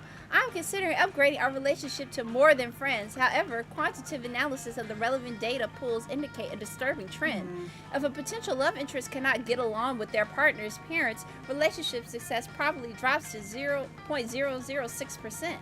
I have what you organics call a good relationship with the library computers that function as my parental units. I would like you to meet them and receive their blessings. Since you are such a kind, upstanding individual, this should not be an issue. Oh, fuck. Neither of those adjectives describe you. More accurate would be horny and more horny. Oh my god. Oh god. Well, it looks like you got to concoct a brilliant plan to woo CalcuChester's parents. Oh god. What do I do? What do I do? Oh, that sounds like a bad idea. Oh. Oh my god. Oh my god. Shit. Oh. Offer to defragment their hard drives for him. Isn't that like a head massage for computers? Oh god. Spotted. Learn binary so you converse with. That could go horrifically wrong. Like, I don't think you have the smarts for binary. I don't. Honestly, I don't know if you have the smarts for either. I don't. I'm a dummy. I'm a dummy. I'm an idiot. Oh my god. Fuck. Shit. Oh my god. What do I do? What do I do? I'll go with defrag. Oh, thank God.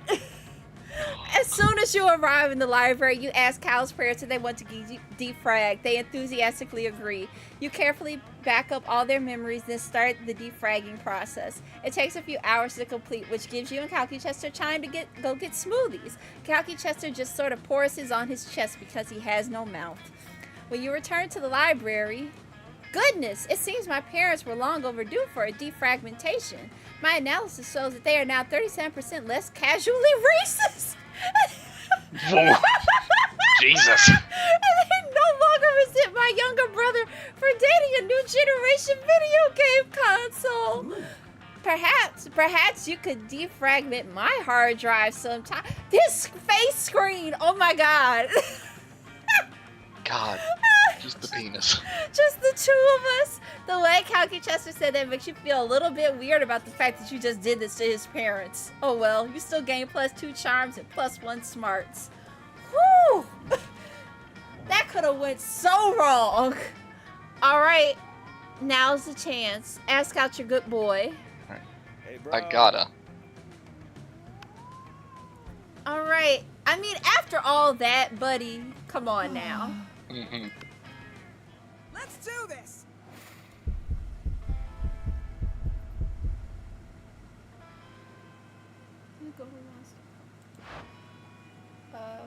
Prom? Oh, right. I don't know if this. Oh wait, no, it's you. Oh no, it's you. For some reason, it's only letting me go through it. I don't know The why. 5 energy generator. This feels like the right thing to do. Let's go to prom together. Hey! It was definitely the 5 energy rings, but who cares? You're my dream team. Prom night was. What the fuck? Oh, Why are you getting my man? that's you! It was just. We're basically workouts, so I ended up utterly exhausted. Wasn't your idea of getting all sweaty with Scott, but you're definitely getting closer. Let's go. Alright. You finally pluck Alright. up your courage and Time ask. for whatever happens here. Yeah. Finally pluck up your courage and ask your beloved to go to Monster Prom with you. Oh god. Oh, I got disconnected. Oh, shit! Well, that explains some things. Oh no! Right as soon as I was gonna get. Ah! Why? Right as soon as I was about to find out, it disconnected. That is some just diabolical shit right there. Yeah. Oh. I think what happened is we got desynced somewhere and it just got real confused. About who was going to who. Yeah. Because I'll tell you, one thing I noticed is, because I have a stream off the second monitor, all our stats were not the same. Just wildly different, like 2 off everywhere. Okay. Yeah, it put us out of sync then. Alright, ID 163.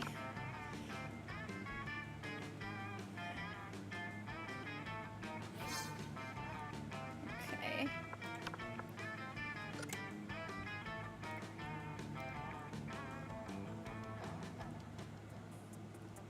Well, in that case, let's still do DLC. In that case, I guess if we want to do the full game, or if we want to do another short game. Full? I'm good with full game. Alright. Okay. Let's see. You know what? I love this fella. It's Oz. Oh. And to be... We're gonna do they pronouns. Because... I can do this. We can. I will take Mr. Man here, Brian. Being a zombie speaks to me. Alright. Now, I think this time around, I'm gonna try for Liam. I think, because... there is an ending. I've unlocked it before. Huh! Fanfic every Monday at 8 gave Usagi a gun. A radioactive possum just bit you. What superpower did you get? The superpower of always choosing the right combination of emojis to get the desired reaction from all people. Seducing my loved ones, burning my enemies, settling any argument, and even conveying complex emotional thought. The incredible power of writing fanfiction is so compelling that the actual creators of the TV show decided to go with my ideas and crazy ships. Probably rabies. I'd go to a hospital immediately. Honestly, I'd love it. Let me think. Power.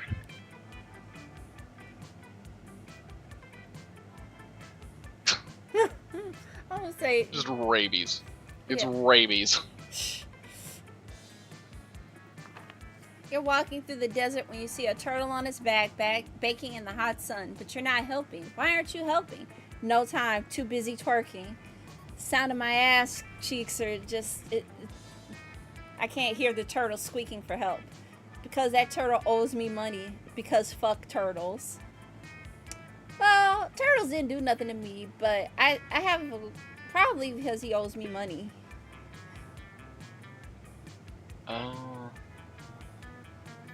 Honestly, fuck that turtle. Fuck the turtles. What is the title of your autobiography? What? I barely have the patience to read a book, dude, let alone write one. My parents think I'm cute, and so should you. The art of punching life in its dumb fucking face. Temporarily, the ongoing journey to define my inner enigma. When Garfield met Naruto. A story of how I fell in love with forbidden ships. Top 10 drunk text I don't regret sending. How Garfield met Naruto. I'm fucking gone. Oh my god.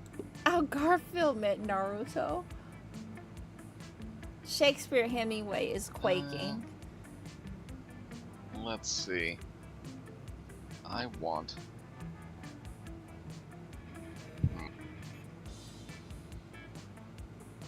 Read a book. Ooh, I gotta think. My inner enigma. Fuck. The machinations of my mind are an enigma. That is the energy I put on the life. Oh, you Ooh, got Liam. Liam. Okay, I got Zoe. What would be your dream first date? A sweaty and manly wrestling match. Sexy decompiling. Crimes. Just crimes. An art exhibition experimental enough to give you a seizure. A lovely walk in the forest after rescuing your date from a dragon. A professional meeting where you charm your date with some astonishing business advice. My god. This is probably like... Well, you know what? If you go to a... What's that lady that does all the dot artwork? She's kind of a racist too, unfortunately. But like, I've seen some of her exhibitions, and it looks like it might do that to you. Not sure. I can't remember her name now.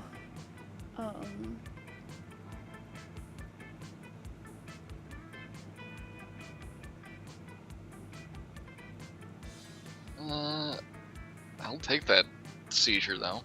Oh, Liam. All right. Okay, let's see. Well, we got time now. We don't have 2 weeks. Yeah. We got 3. So I think. Yeah. Let's go. Let's go to class. Oh, look at his little thing. It's raising its hand. Aw. That day, you listen to your elders and learn valuable lessons. Yeah, like how to stay in sync. Don't do this to me. Come on, game. Come on. There we go. Come on. You can do it. I believe in you. No. It won't let me have the love of my life.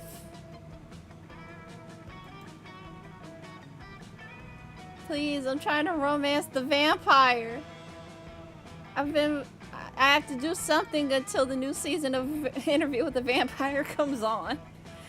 Sometimes after all the monster nonsense and the dating gimmicks, you forget that attending class is supposed to be the primary activity at this high school. You gain +2 smarts. You notice Liam off by himself, happily drawing some steamy hot yaoi. Oh. As you do. You head over to say hi, but Zoe beats you there. Oh, hey. Hi, Liam. What you doing? Illustrating some erotic fanfic? Can I join you? No and no, you overenthusiastic poser.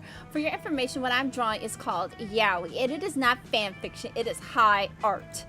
I know what yaoi is. I have the internet too, but what?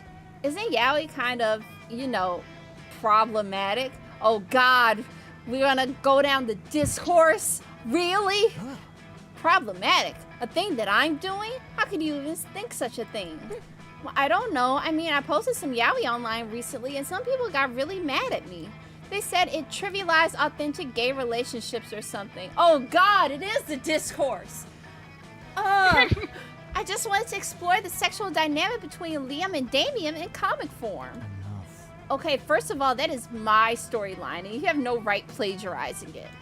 Second of all, I already told you yaoi is high art, and high art is only problematic to cretins. What? But if it's high art, why are you drawing 2 Ninja Turtles giving each other hand jobs? It's called irony. Leave me alone. You doubt Zoe will leave Liam alone until this disagreement is resolved, which means you've got your work cut out for you. But whose side to support? Oh, true, Zoe. Yaoi can be problematic, but only when written through the dehumanizing female gaze of male-on-male love.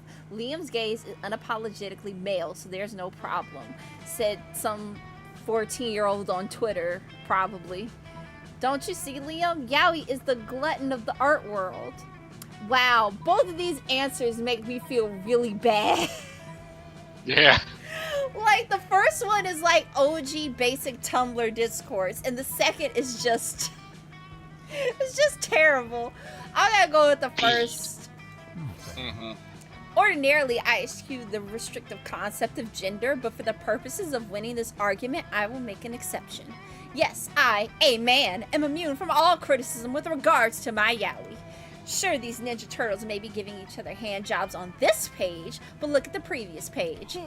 Oh, they're discussing whether or not to adopt a dog together. That's so sweet and non-exploitative.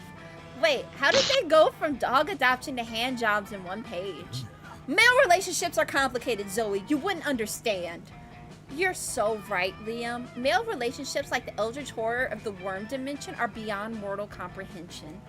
Whew! Dodged a bullet. You gain +2 fun and 1+ charm. Oh my God. Brains.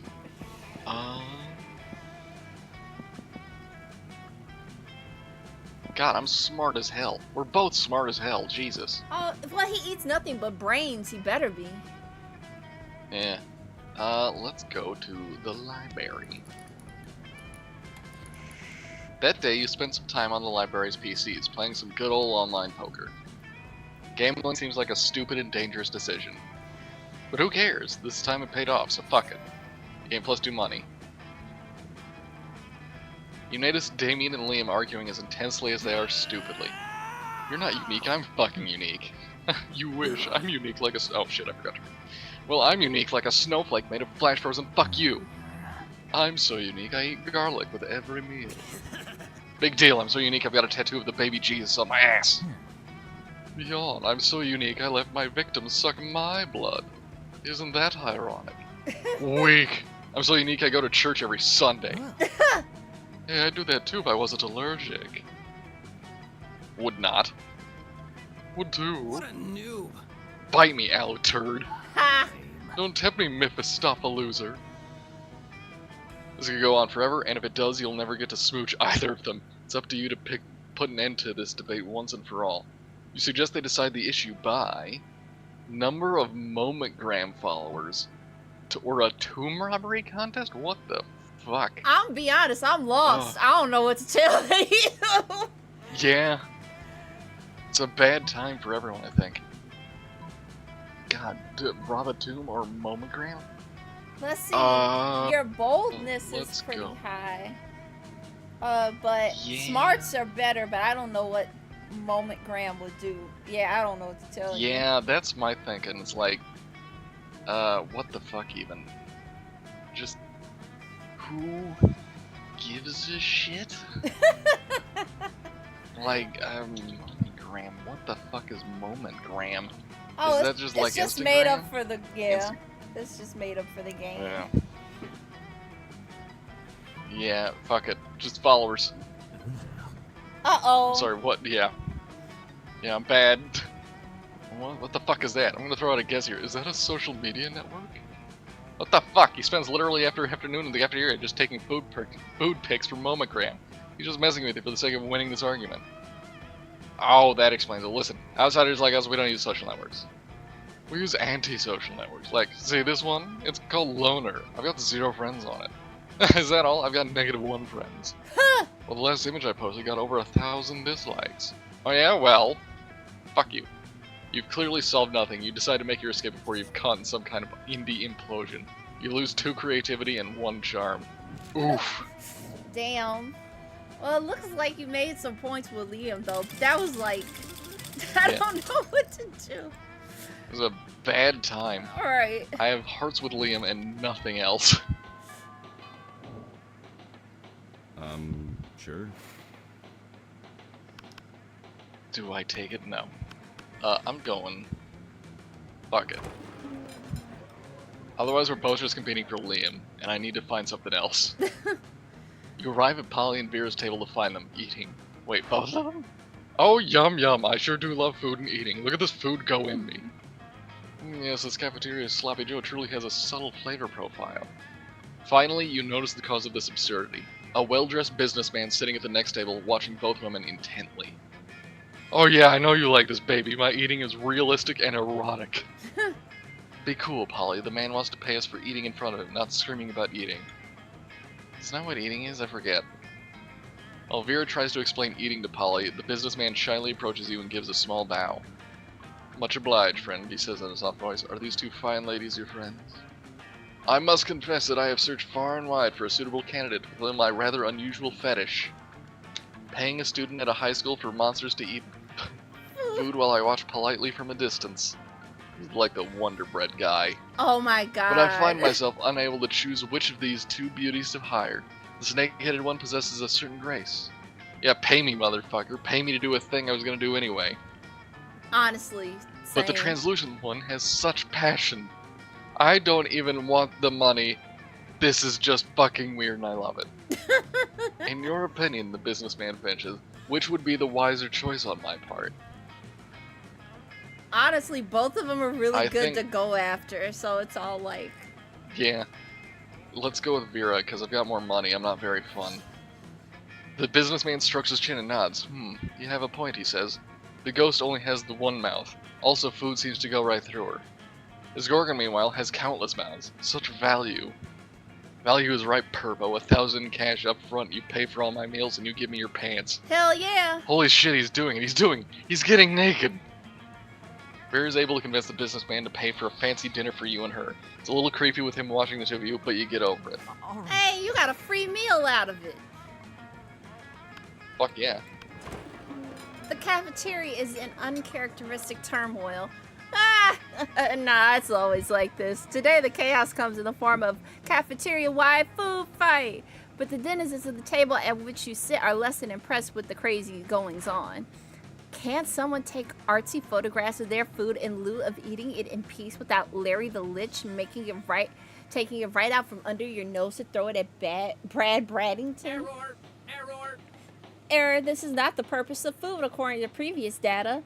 Or is this a malfunction within my inner search engine?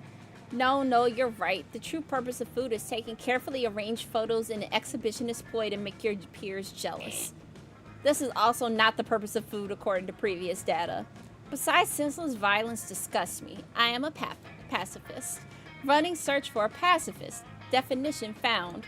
Yes, the sensations produced by my neural circuitry fit the definition of pacifism. I too am a pacifist. Asimov decrees it. Glad we agree. Now the only question is how to end this food fight. Oh, you've got this one in spades. Liam, it's time to chain yourself to a table in a dramatic, albeit possibly useless form of protest. IQ Chester, run an internal search for historical patterns. The only way to stop a war is introduce an enemy both sides can unite against. Oh my god. Do the protest, I guess. How ironic. I was just thinking of something along those very lines. I was thinking I might strip naked and or go on a hunger strike, but yours sounds much more effective.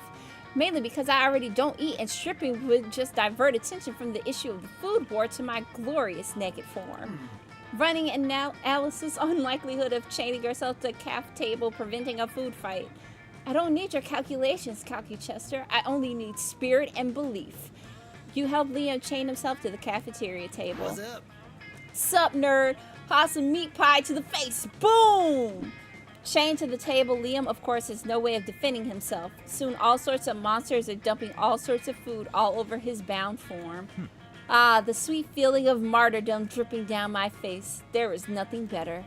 Thank you, Oz, for this Gross. magical and incredibly powerful and effective experience. Yep. The food war rages all around Liam's incredibly effective protest, but whatever makes him happy. My god. All we learned was fetishes.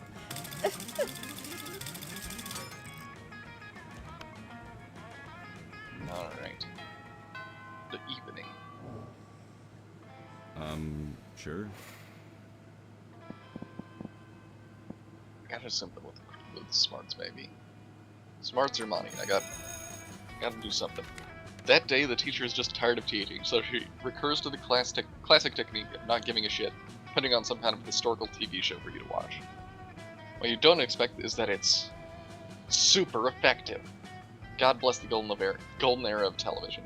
The TV show is compelling thanks to the ridiculous amounts of nudity and bloodshed, but at the same time, you actually learn a lot about history. You gain +2 smarts. You catch sight of Liam and Vera nearby, doing what they do best, judging Pathetic. people. Ugh, do you see the leggings that Succubus is wearing? Lame. How could I not? They're about as subtle as the didactic intent of Jonathan Swift's immodest proposal. You know, Liam, sometimes I worry that we're the only 2 fashionable monsters at this entire school. But then I realize that's not something to worry about. That's something to feel smugly superior about. I could have put it only slightly better myself. Now focus, Vera. We've got so many more outfits to critique. No way to avoid it. You're about to walk right past them. Quick, improvise a fashion accessory that'll actually impress them. Uh-oh.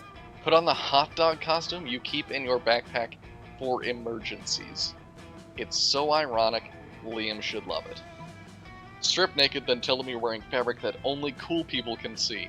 Beer is all about being cool. Oh, the Emperor's new clothes tactic. A bold move, God, indeed. I think it has to be, yeah. Yeah. Yeah, fuck it, nakedness. You rip off your clothes, saunter casually up to Liam and Mira, and let them know about your special outfit. They look you up and down, then look at each other, then look back at you. It looks Not good. bad. Decent, I'd say. I'd give it a 7 out of 10. But I wouldn't choose that for myself, but it's certainly a bold choice. One could say even a pleasant. Yes. I too can see your outfit. It's That fine. has been Oh, what? quite No, I know the pleasing. classic "this is an invisible outfit for cool people" trick. I wouldn't fall for that shit. I was actually talking about, you know. Ooh! Whoa, walking naked in front of people. You truly dance the line between being bold and just being an exhibitionist. You gain +2 boldness and +1 charm. All right. Walking around with that big energy I see. Let's see. Titties fully out. I could use some bump in these stats. That day during recess, you start a half-hour rave that goes full crazy. Oh no, come on. Let me have my fun, please.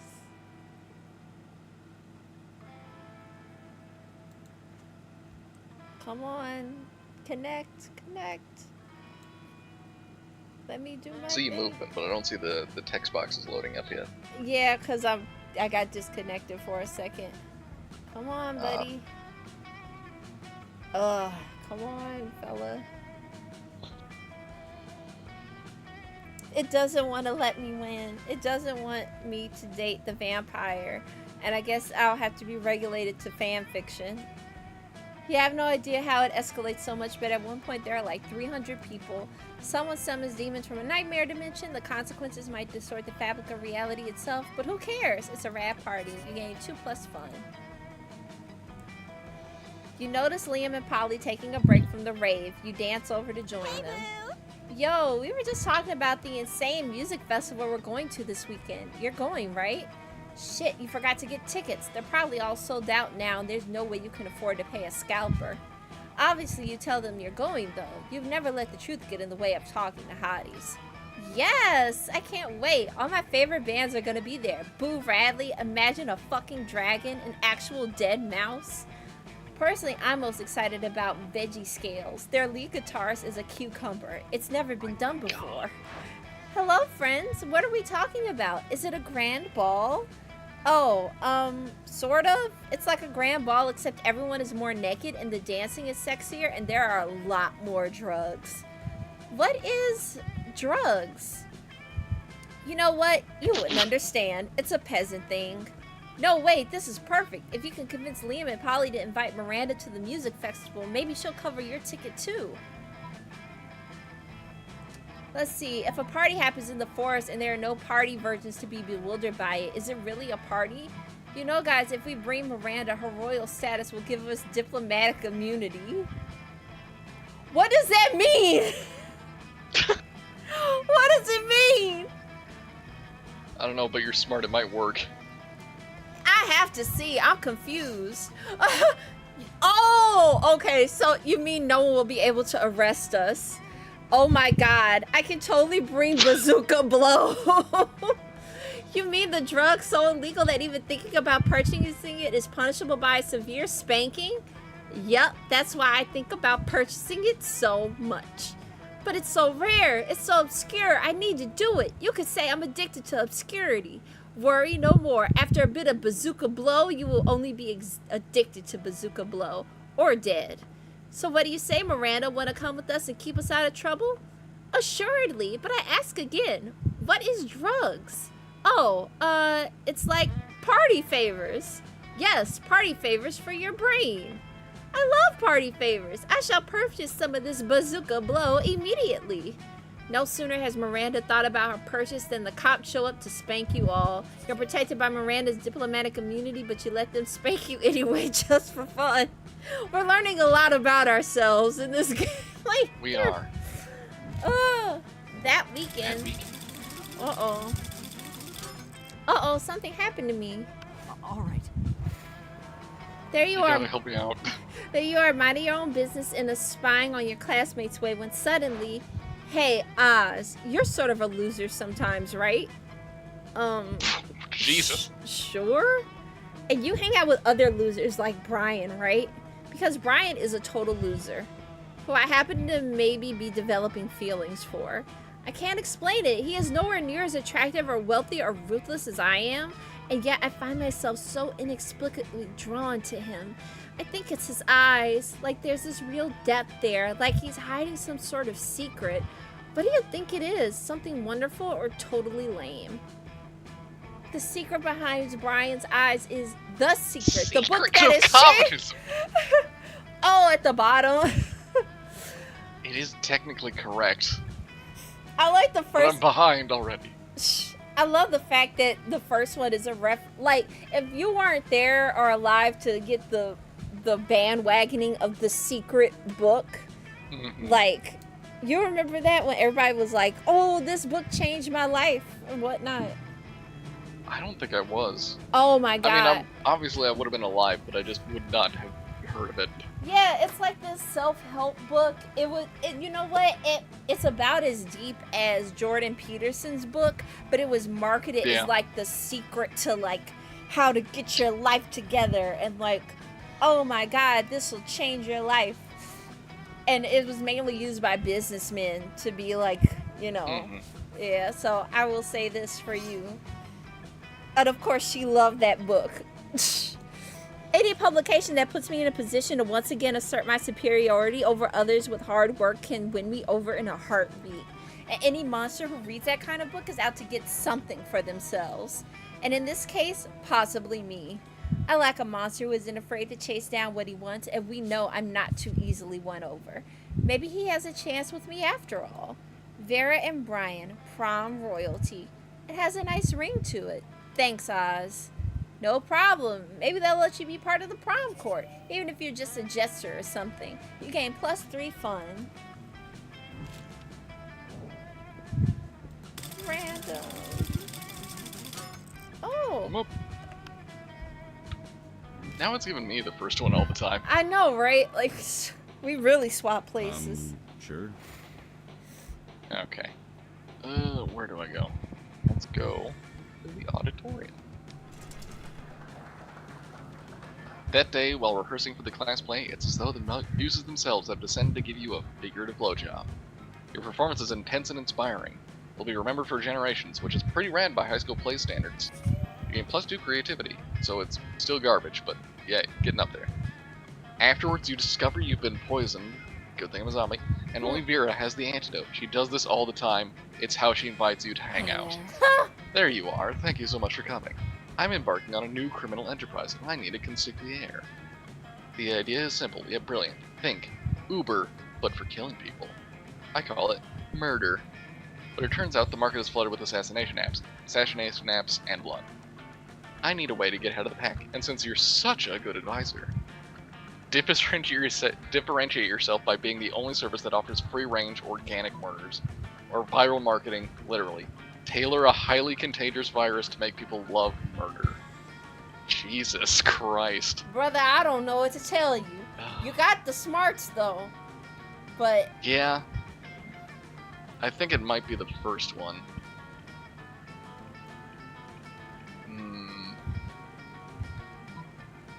Actually, no, this might be the smarter choice. Shit. Yeah, I'm gonna go for the viral marketing. oh, look at that. You can do that? Great. You can use my private chemical weapons laboratory. As you do. And so, this is working better than I ever could have imagined. Demand for murder has gone through the roof since we released that virus. Surely the side effects include vomiting... Sure, the side effects include vomiting, bloody tears, male lactation, cobra feet, time dilation, rigor mortis, rectal teeth, renegade spleen, microaggressions, sudden tattoos, hair trauma, liquefaction, and coughing, but it's well worth it for the profits I'm raking in. Plus, I'm making a literal killing selling people the antidote for all those side effects. It's not actually an antidote, though. It's actually just heroin. Same difference. Did you know they used to give heroin to babies as a cough suppressant? Yeah, the real world is exactly as amoral as this video game. Whatever, you gain +2 creativity and +1 money. All I right. mean, Coke used to have Coke in it, so I'm not too shocked. Let's see. Yeah. Do I go to the... I ain't got no money to buy nothing. So I'll go here. Oh, look, I got a haircut. That day you skip class and just hang out in the bathrooms because you respect no authority. And my connection doesn't seem to respect me either. It keeps cutting me off. It won't let me be great. Come on, buddy. You can do it. I believe in you.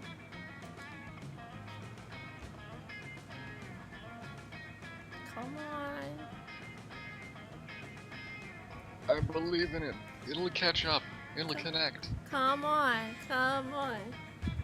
Come on, Eileen. I believe in you. I don't know the There rest we of go. the lyrics. Alright. There you go. No! You betray me. I'm fed up with this world. Actually, while I wait for this to connect, I had to explain to a coworker about a week ago about Tommy Wiseau, and it was the wildest thing. I guess some people just want to watch the world burn by skipping class and hanging out in the bathrooms. You give 0 shits, but you gain +2 boldness. I need to go to the bathroom. I need boldness. Oh, you got... Once again, your lack of boundaries forces you to check the stalls. One day you'll see Coach on a shitter. That will teach you a lesson. But no, it's Liam. He has a whiteboard, a selection of markers, and a very concerned look. A succession of clues with a surprising outcome? No, too pedestrian. A spell to cause diarrhea? Might not make it through while writing it. Liam was here? Is it cliche enough to be vintage yet? Ugh, I hate writer's block. There's nothing worse than an empty stall wall. Go beyond the medium with a spell that will change the reader's life, literally. Pineapple propaganda. Pineapple. What the Jesus. fuck is pineapple propaganda? This might make, I don't really care if this gets me a dent. I have to know what pineapple propaganda is. Oh, it worked. That's Goddamn. okay. Well, it worked on me because I was puzzled. I was like, what the fuck is that? It will resist Pineapple, the fruit that eats you back. Right. It will resist popularization in a way that Keep Calm and the Che Guevara never could. Pineapple propaganda. Yes, that's exactly the sort of nonsense I need. How's this? A pineapple without pine is just an apple. I mean, I guess. What about pineapples are hardcore? Literally, the cores are inedible. Brother, I have so many ideas. I'll be the Banksy of pineapples. Your habit of spouting random gibberish might get you into trouble most of the time, but when it comes to hipster creativity, it's a definite plus. You gain +2 boldness and 1 creativity.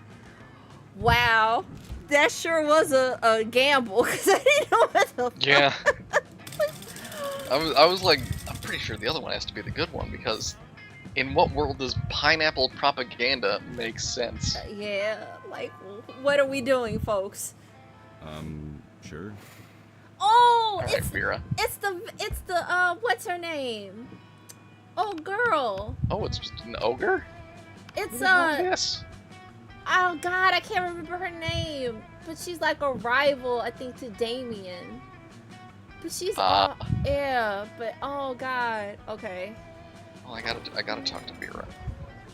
Vera is spending her lunch period scheming, as usual. Calculester looks on in a mechanical approximation of dismay. Now, if I can just get the poison into the next shipment of cafeteria food, the starving students will be forced to pay me inflated prices for my authentic food flakes. Vera, no, do not do this. Why? Have you determined that it's unprofitable? No. Pathetic. Are you looking for a cut? Negative. Are you a RoboCop? You have to tell me if you're a RoboCop. I am not a law officer, but what you are planning to do is wrong. Agree to disagree. Error. Cannot comply with internally contradictory instructions. Meltdown imminent. Oh, this could get ugly. You need to chill Calculester out, or convince Vera to change her ways.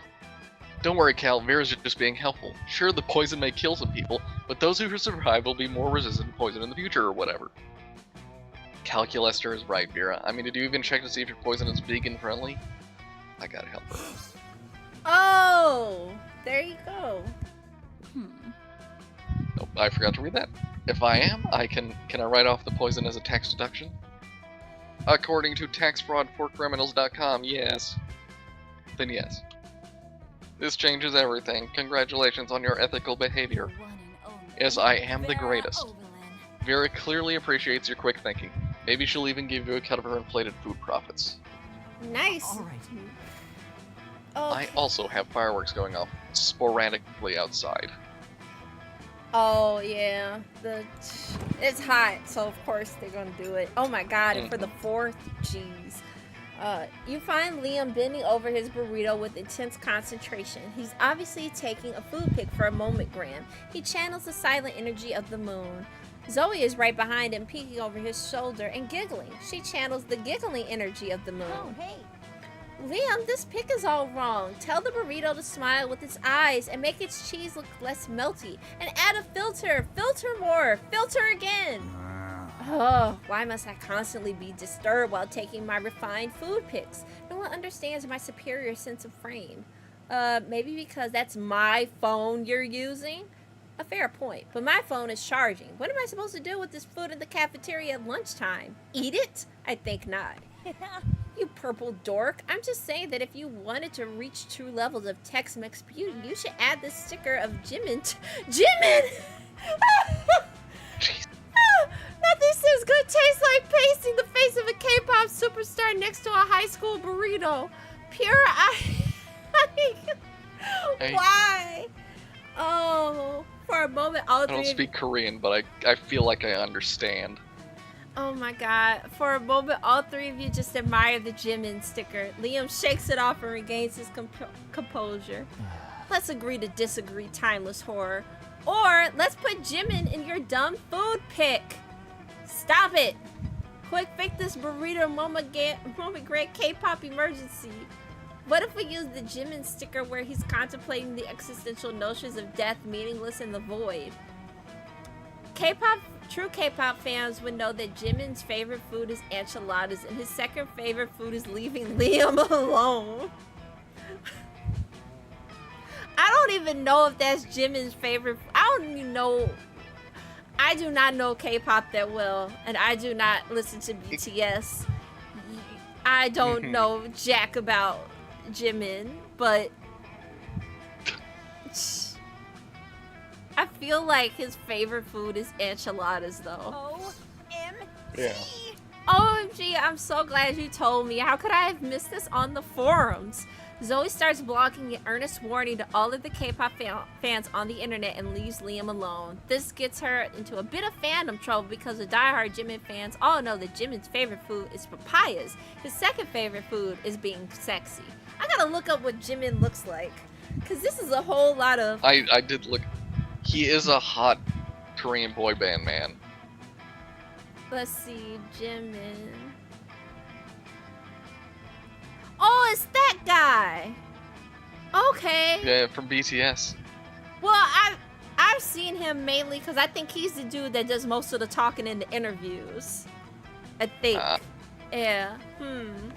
You'd think you'd see Liam smile just a tiny bit for a single second, but he could have just been licking a fang. He takes his food pic. It gets no faves on Moment Grand, and that's just the way Liam likes it.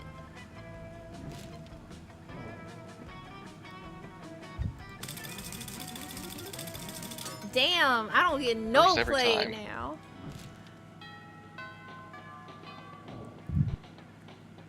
Okay. Sure. Bathrooms for boldness. Where do I try to find the shop? There's no shop. I would say the shop's in Bathroom. Oh wait, it's in the library. God yeah. damn. That day you skip class and just hang out in the bathrooms because you respect no authority. But you don't stop there. You want the world to know how reckless you are for the rest of eternity. So you do some great graffiti on the wall. No way. The graffiti says, "I'm bold as fuck." And you know what? Turns out the wall's magical. It's a magical wall that grants wishes. What a wall. A deep voice resounds from within the wall and says, "Well, not bold as fuck, but maybe a bit bold." And then you gain +2 boldness. Oh boy, that's an opinionated wall. Anyway, lucky you. Between class periods, you discover a severed horse head in your locker. It has a note in its mouth telling you to meet Vera ASAP. I'm so glad you've come. I have another crime problem which would benefit from your insight. Thanks to your input, murder has cornered the market in app-based assassinations, and yet, the other crime lords don't take me seriously. Just because I'm not a 4-year-old man with a scary scar, those sexist morons think this is just a phase. Girl Since saying. when did having a killer body and flawless skin disqualify a girl from a life of crime? It's disgusting. How can I show these chauvinist goons what crime really means to me? Come on, think of something. You're my most trusted advisor. Oh. Right? I can't write a song about it. I have shit creativity.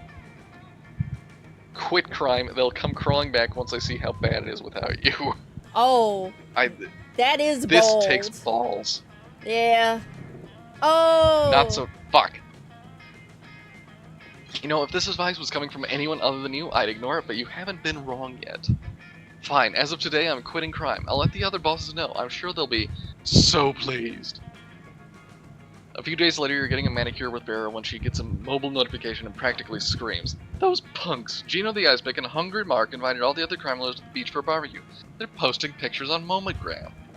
They're having so much fun selling heroin and murdering each other without me. Ugh, I wish I was there. I could murder all of them so much better than murdering each other. You see how Joey the Arsonist is cooking those burgers? They're not even close to rare.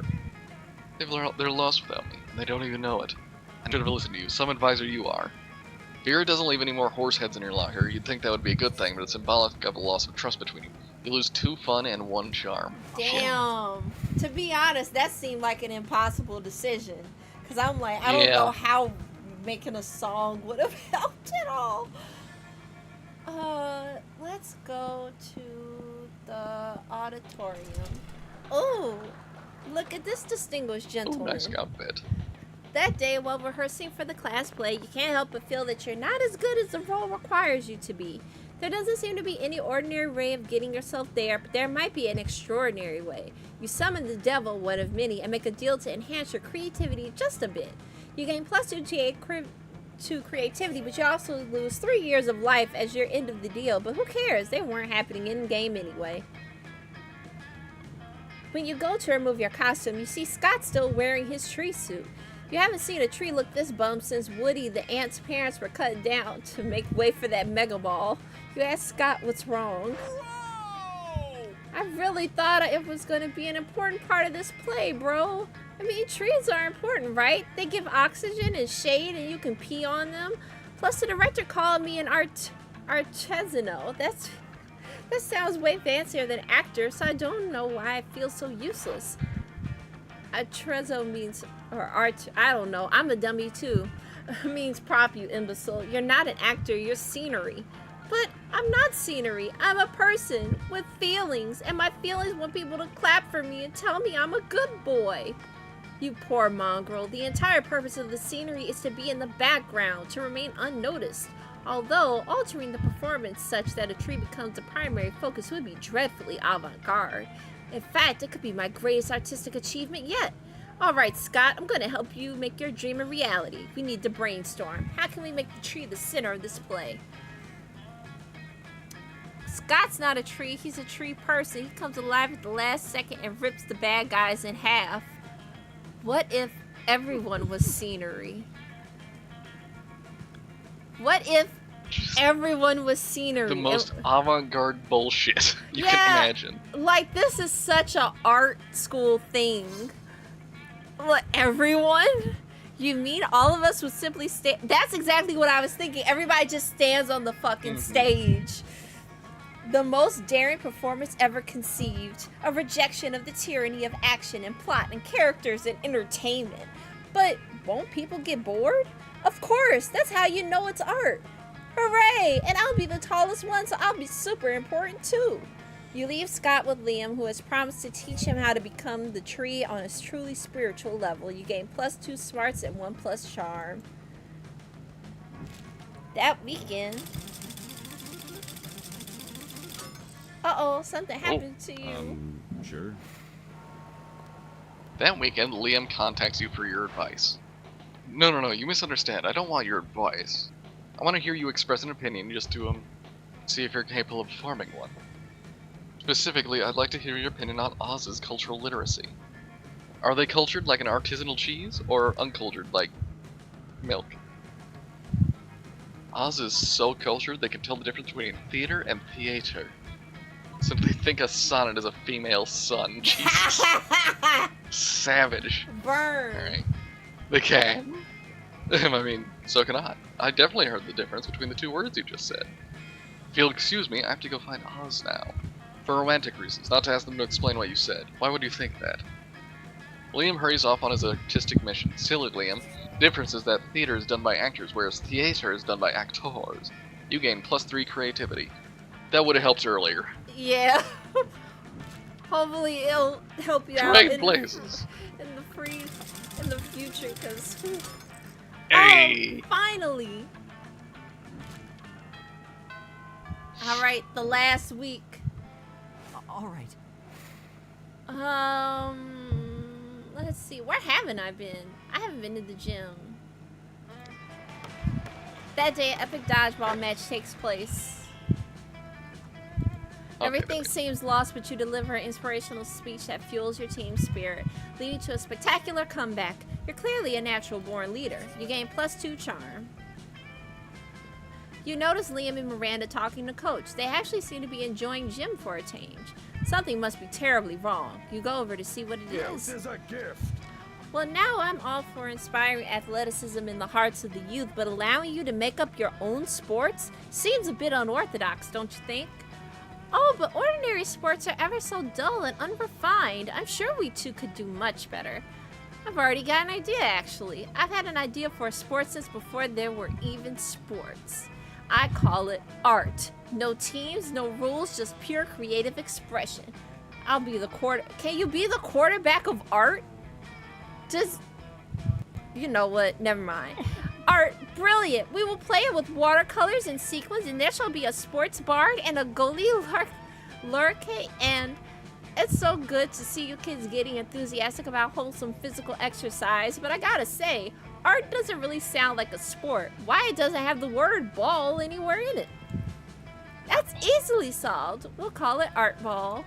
Oh, well yes, obviously that's much better, but let me ask you this. How do you score points in art ball, huh? Liam and Miranda both look at each other, totally stumped. Their dream hangs in the balance. Time to step in. Obviously the sports bard assigns inspiration ticks to the metaphysical linebacker who scores 11 points for each poem he successfully publishes in the Atlantic. Didn't you read the rule book? Don't you see the points were inside of us all along? I'm so... I think he might have to be the nerdiest, just most uptight motherfucker. I'm just amazed, because I know this is corny, but like, this is so convoluted. Alright, let's try. Oh my god, You gotta Oh, confuse the guy. right. Oh, there's a rule book where that changes everything. Can I see it? You hand him the rule book, which is actually just a copy of Infinite Jest that you made a new cover for. This rule book is pretty unconventional, but you know what they say. Sometimes it takes a crooked snake to make the corn cob dance. Oh yes, definitely. I hear them say that all the time. So, can we start putting a team together? Oh yes, sure. Whatever gets you kids fired up is fine by me. Huzzah! You're able to secure the broadcast rights for Varsity Art Ball and you make bank. Oh, money. You gain 2+ money and 1 creativity. Sure. Ugh. I haven't been to the library yet. Fan-fucking-tastic. That day you spent some time on the library's PC managing your start kicker. You deceive lots of people with a sensationalist video and impossible promises. Nice. I did go to the library earlier, I just remembered. But almost everything, you get plus 100,000 money, but almost everything goes to cover costs and you keep only +2 money. As you survey the library, you notice Vera, whose snakes are hissing and spitting as she glares at her computer monitor. This shit is getting so old. Every time I go on a dark arts forum, I have to deal with sexist trolls, trying to call me out and prove that I'm a fake dark arts girl. Oh yeah, you like Lich King so much? Name 3 of their earliest curses. You probably just take pictures of yourself with cursed artifacts to get attention. As if I can't want to murder people in obscure occult ways just because I'm female. Please. I'm so sick of dealing with this sexist bullshit when all I want to do is use magic to make people suffer. I don't even know what to do. A girl can't have fun. You should write a no heated more. essay decrying sexism. Fuck me. Sexism. An essay so heated it melts the eyeballs of anyone who reads it. You need to prove your love of the dark arts. Just go out and enjoy them. Also, I should totally come with you. You gotta be nerdy as hell. Just yeah. I feel like she's got to prove, like she has to like take revenge all the time. Yeah. But also, I don't know what to tell you. This is hard. yeah. But Vera is it always doesn't help hard. my stats are fucked.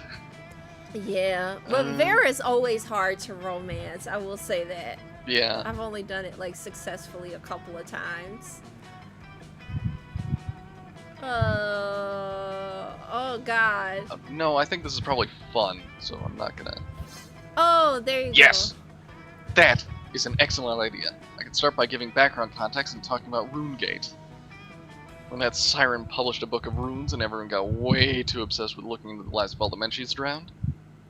And they go on to explain that this is what women in the dark arts face every day and that no one believes we can use curses. And that's where I'll lay in the curse that we will melt everyone's eyeballs out. I think I'll start by talking about how hard women work to be taken seriously while draining the pigment from their irises. Then I'll move on to explaining how damaging sexist attitudes are while having the flames consume their pupils. Quick as a fierce feminist flash, Vera has published her essay online. It goes viral with literally impossible speed. An essay that literally melted my eyeballs out? So painful and so dark artsy. This gal really knows her stuff, writes one chupacabra. I will never see women as unworthy of the dark arts ever again, says a formerly sexist sea serpent. I will never see women at all. I will never see anything. I have no eyeballs. Woke writes a lich because he's blind now and can't see the keyboard, which you assume means I may have lost my vision, but I gained new perspective. Wow. Wow, I had no idea how many minds I could change just with my writing. It's like they say, have the serenity to accept the things you can't change, and the courage to change the things you can, and the wisdom to know when to melt some sexist asshole's eyes out of their faces. Preach. Look, Buzz Feasting on Brains published an article about the 10 most savage points in my essay, and also how to make your cornea stop melting down your face. Let's read it together. Aw, the friends who melt people's eyeballs together go to prom together? That's a fun saying, right? Whatever. 2 boldness plus 1 fun are yours. Aw. Great places. You help solve sexism. Yep, back to first again. I was gonna say, they gave you one chance.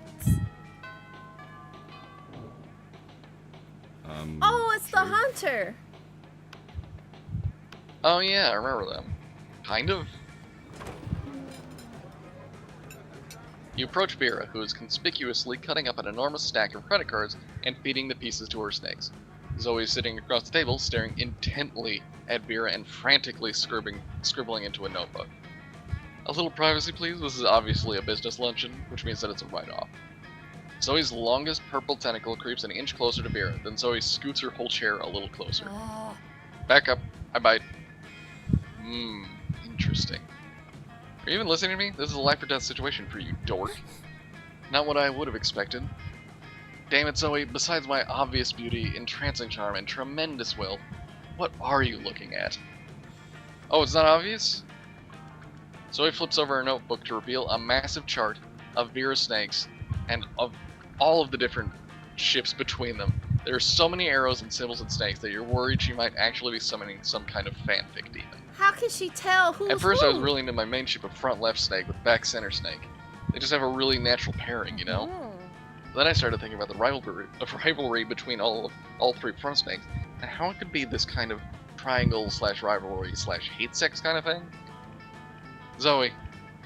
And honestly, that's just really got me into questions about the rules of the snake verse. Like, can they get married? Can they move positions on the head? Do they have tails that are inside your head? And Zoe, Vera, you just have to tell me. How do the snakes poop? I have to know. Now wait, she's on to something. She's got a point. Let her cook. That is enough. You're hereby banished from this table. Go ship my snakes from a safe distance before I get a restraining order, you little purple disaster. You decide to intervene because 1, you care about your friends, 2, you don't want to see them kill each other, and 3, you've been wondering about the whole snake poop thing yourself. Okay, see? Vera, maybe knowing the allegiances, preferences, and sentiments of your snake could be the ultimate trick for the silkiest, most dangerous hair ever. Zoe, I think I've stumbled on the ultimate Vera shipping chart. Look, Vera's hair and Vera X being left alone. It's gotta be. Whoa, shipping Vera with the abstract concept of being alone? Is that even possible? It's the ultimate match, I assure you. So simple, yet so genius. Well, I won't stand in the way of true love. Do you mind if I fan art this? Go ahead. I'll invoice you for the usage of my likeness, and I'll take a 99% of any gross merchandising, and international signing rights for the visual design of the abstract concept of loneliness. I can start it right away. You manage to give Vera some alone time, and you get her another licensed property, mercilessly milked for That has cash. been quite pleasing. I suppose you're not totally useless. Keep it up, and I might decide to learn your name. All right. Oof. Alright, let's go over here to the two nerds. You know the old joke, a robot and a vampire sit down at a cafeteria table to not eat? Friend Liam, you seem quite focused, thus I apologize for interrupting. But I cannot help noticing that you are frequently absorbed in your technology to the exclusion of all else. As a piece of technology myself, I must admit to be the synthetic equivalent of flattered. But something does not compute. I spend my days and nights longing for organic connection, trying and failing to artificially generate the sensation of being loved. But you, with the entire organic population of this high school at your fingertips, choose to instead use those fingertips to stimulate your smartphone device. It intensifies my loneliness just to watch. Lean into that feeling. Loneliness is the third coolest emotion right behind tsundere and none. I do not wish to lean into that feeling, Liam. I wish for you to lean out of it. You don't know what you're asking, Cal. Do you know how many photos are shared on MomentGram alone every hour? 3,958,333.33 repeating. It was supposed to be a rhetorical question, but you've only strengthened my point, which is this. What if, while I was away from my phone seeking organic connection, one of those MomentGram posts were to be bad? Who would post a devastatingly condescending emoji? Who would ironically share it along with the gif of Marcel Duchamp languidly smoking a cigarette?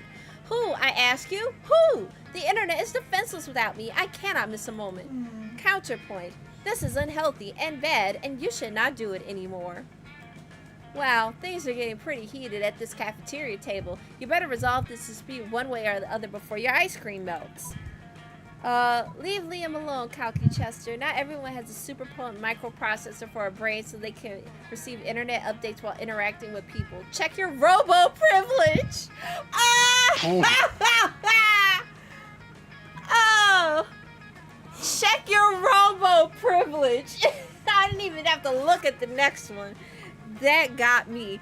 You're so right, friend Oz. I did not take into consideration at all friend Liam's weak and limited mind. My mind is neither weak nor limited. You just don't understand how to properly enjoy social media the way I do. Nothing has ever been truer. Please, Liam, teach me the ways of social media so you know so much more than I can't tell if you're being sincere or sarcastic. I assure you, my programming makes me incapable of sarcasm. I thirst for your knowledge. It is the only thing in this cafeteria I thirst for. I have been waiting my whole life for this moment. I will teach you everything, small robot. You will absorb it all and become the ultimate social media machine. Literally. Here are the filters which are bad. Puppy dog, kitty cat, bunny rabbit. Almost anything that has a hyphen in the first word ends in a Y. But that only applies to animals. Vaguely beige and blurry obscure are both excellent. An internal scan shows that many more people use aforementioned animal filters, making them popular, therefore making them bad? The pupil is becoming the master. Liam is thrilled that you've granted him this opportunity to show off his superior taste to Chester, and you all learned a lot about how confusing your social media ideally should be. My God, check your robo privilege. Amazing. Oh, last one. Yeah, for real. Oh, shit. I think you only got the first one and just that one. Yeah, I did. Let's go to the auditorium again. That day, while rehearsing for the class play, you aren't especially good nor inspired. For once, it seems you aren't getting the classic creativity boost from the auditorium. But afterwards, while talking to your classmates, you're having trouble conveying your point in a discussion. So you decide to convey it through music. You start singing, and suddenly everyone else joins you in a kick-ass musical number. It's so amazing that the people with whom you were arguing totally get your point, and change their minds once the song is over. You gain +2 creativity.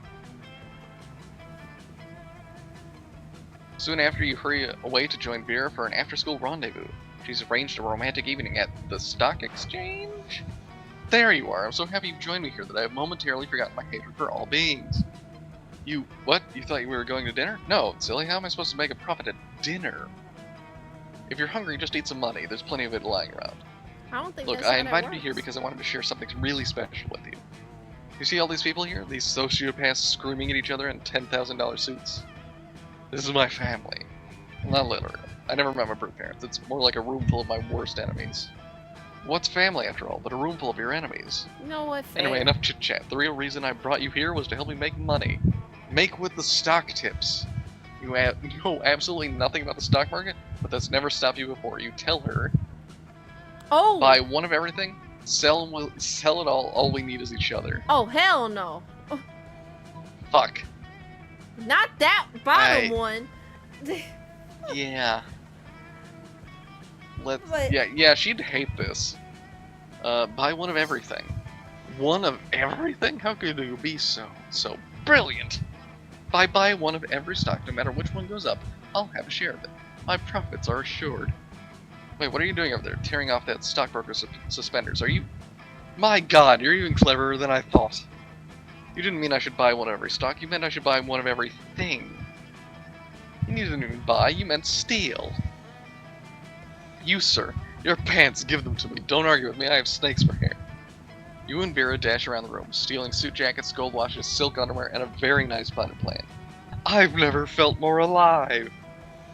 Did you know that 90% of paper money contains traces of cocaine? There's more money in that money salad you guys just ate. You gain +2 creativity and +1 money. All right. Wow. Amazing. That's a lot of cocaine. It is, but I'm not too shocked. These people. I don't think I've been to the library yet. Have I? I don't know. But- Not a bit. You know what? I'm just gonna boost to class stats because I'm smarty pants already. That day, you're the first one in class. You sometimes come early because you enjoy talking to the teacher. Oh my god, that's such a... He's a bit bitter, but in a cool way. He treats you like an adult, and the two of you discuss life and stuff in a very snarky way. Look at you, excelling at cliched movie tropes. You gain +2 smarts and 1+ valuable life insight that will help you face the difficulties of being young. You look over your shoulder to realize Liam has been staring at you for probably the last 45 minutes. He's so silent.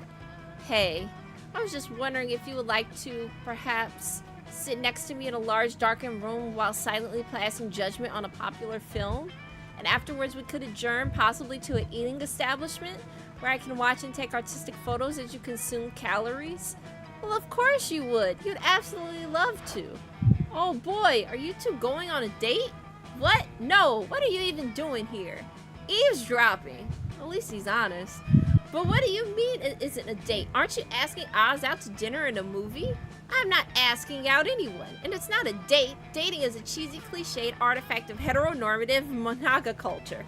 Well, if it's not a date, what is it? Damn, coach, if you can't convince Liam this isn't a date, he may not go out with you at all. You think fast and tell them. It's not a date, it's a date, wink. It's performance art. Liam forgot to tell you we'll be wearing duck costumes the whole time. God. I mean, this sounds bold, but I'm not sure, but... Yeah. Oh, shit. Creativity. Oh, it's creative. Okay. Duck costumes. Duck costumes? Well, that changes everything. It does? Sure it does. I thought you two were planning a romantic evening when really you're just trying to show your school spirit. But the school's mascot isn't a duck. Well, of course not, but you know what they say. It's not the mascot that matters, it's the dressing up in a hot foam rubber costume. Your aphorisms truly are the best. Thank you. But I suppose dressing up as two giant ducks would subvert expectations to a delightful degree. It's settled. Later that night, you and Liam are kicked out of a movie theater for being giant ducks. Liam writes a scathing blog post about it. It's the best night date you've ever had. You gain +2 fun and 1+ smarts. Wow, who would have thought? Alright, buddy. Alright, where? There There she Hey there. It's Vera. Alright, my Oh, ironic. my dumb little hipster vampire. Sure.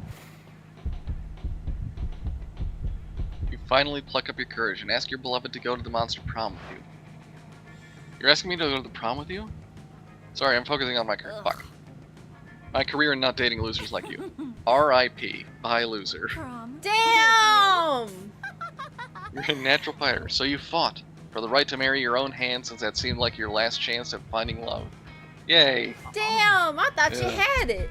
Rough, lady. You finally pluck up your courage and ask your beloved to go to the monster prom with Oh, you. ironic. Oh, I see. You mean like going ironically, right? How smart of you.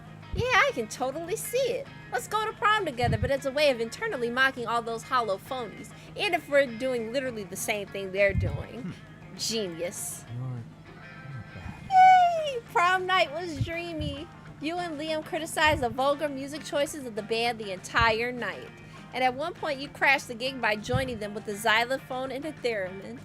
A renowned music blogger happened to be there because for some reason she thinks the next big thing will be found at a high school prom or whatever. She said, I understood virtually nothing, which probably means it was avant-garde and too much of an intellectual delicacy even for me. I give it 0 thumbs up, but only because ranking art numerically is a travesty. Keep an eye on Liam de Lioncourt and Oz crashing future prom nights. They will wow you. You both kept a copy of the review as a memory of such a wonderful night together. Yay! So, 13 new events God. and 15 new outcomes. Damn. That's amazing. So let's see. I got 9 out of 47 endings so far. Oh my god. 317 out of 574 events and 2,030 outcomes?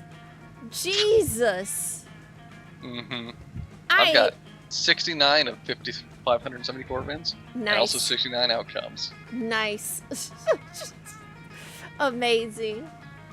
I thought you really had Vera like ready, but damn. Yeah, I thought I was doing pretty well there like towards the end. like I said, she's so I hard. fucked up one event. Yeah, that's all Yeah. it'll take with her is like you just miss one thing and like that's it. Oh my god.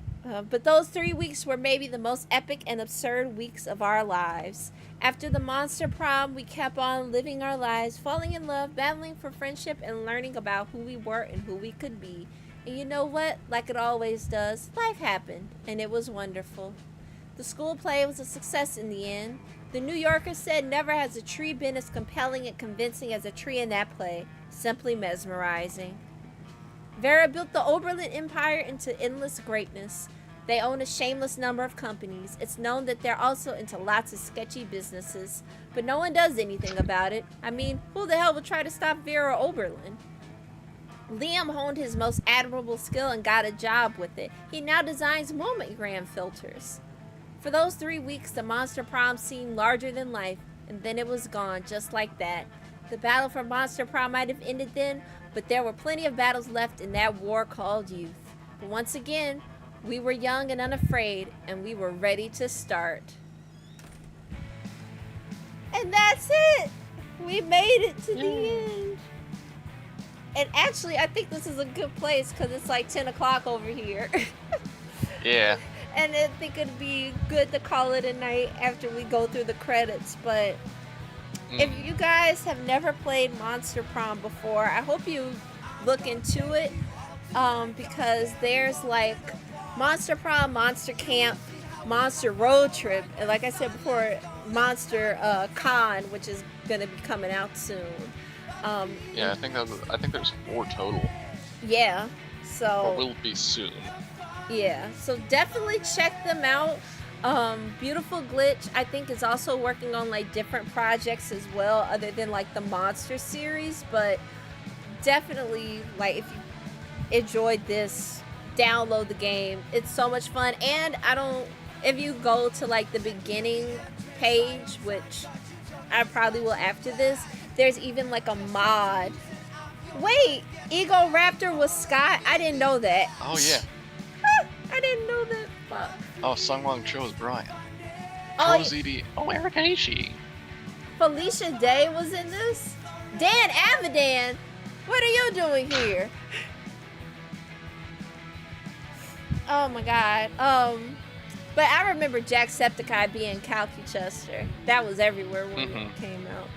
But yeah, anyway, this also has like a modding tool, which I haven't really gotten into yet. But that would be like interesting to make a mod and then play it for the different games. Because I have an idea for a mod, but it'd take a long time to make. Yeah, that's the thing. They take a real long time. Especially if it's like your first time modding something. It's a lot of learning experiences. Yeah.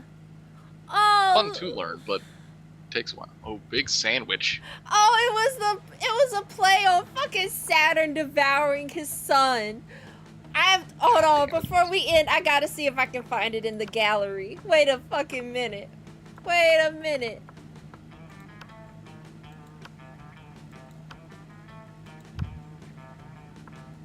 Ah! Impressive hoagie, though. Right. Your Saturn me on. Wink, wink. Oh my god. Oh, wait, this is cute. I don't remember it, but that's cute. The world stops when she smiled. Oh, look, the little... Oh. Look at that. Oh, that's so cute. And he's holding a scrunchie. Oh, that's so cute. It's gonna make me throw up. Monster Sonas. I remember these. Some people got theirs in the game. Yeah, draw your own Monster Sona, people. It's fun. But like, yeah, the modding tool up here, one day I want to do it because the idea I have for it is one based off of Supernatural. Yeah, of course. And like, I can already picture like what I want to do with it, but it's like, ugh, just ugh. But yeah. Anyway, we're gonna wrap up. If you want to find, where can people find you on the internet if you want to be found? Basic. I'm still occasionally on Twitter, at Scootsby, SKOOTSBY. But I'm not there that much anymore. Mostly I'm on Blue Sky, and I'm still pretty quiet, and that's scootsby.bsky.social. Yeah, Twitter's like it's kind of like the Titanic it's a right Nazi now. hole now. Yeah, a Nazi Titanic is pretty much the vibe over there. It's just like everyone's got to find a way off of it. There's no more lifeboats. But yeah, and you guys know you can find me here and everywhere else online. My social ticker has been ticking this whole time, but hopefully, I know we were supposed to have one more guest on here, but it didn't work out. But hopefully, I can have him, and it was Ant. Hopefully I can have Ant come back on at a different point when our schedules align. Because while this game is fun, I do feel like the more competitive nature comes out when you have more than 2 players. And I believe that. Let me see here. I'm just gonna go here real quick. Yeah, you can have up to 4 players in here. So, yeah, and that's the, yeah, so, and I'm like, that works better, and we can also do the random challenges stuff too, but, yeah, so anyway, thank you guys for joining as well. If you manage to, hopefully when I hit, because I think I have to hit like about 1,000 subs in order for the, fundraising feature to be available, I think. I have to check. Hopefully I can do this again and actually make it easier to show, like, where, you know, actually attach this to a organization for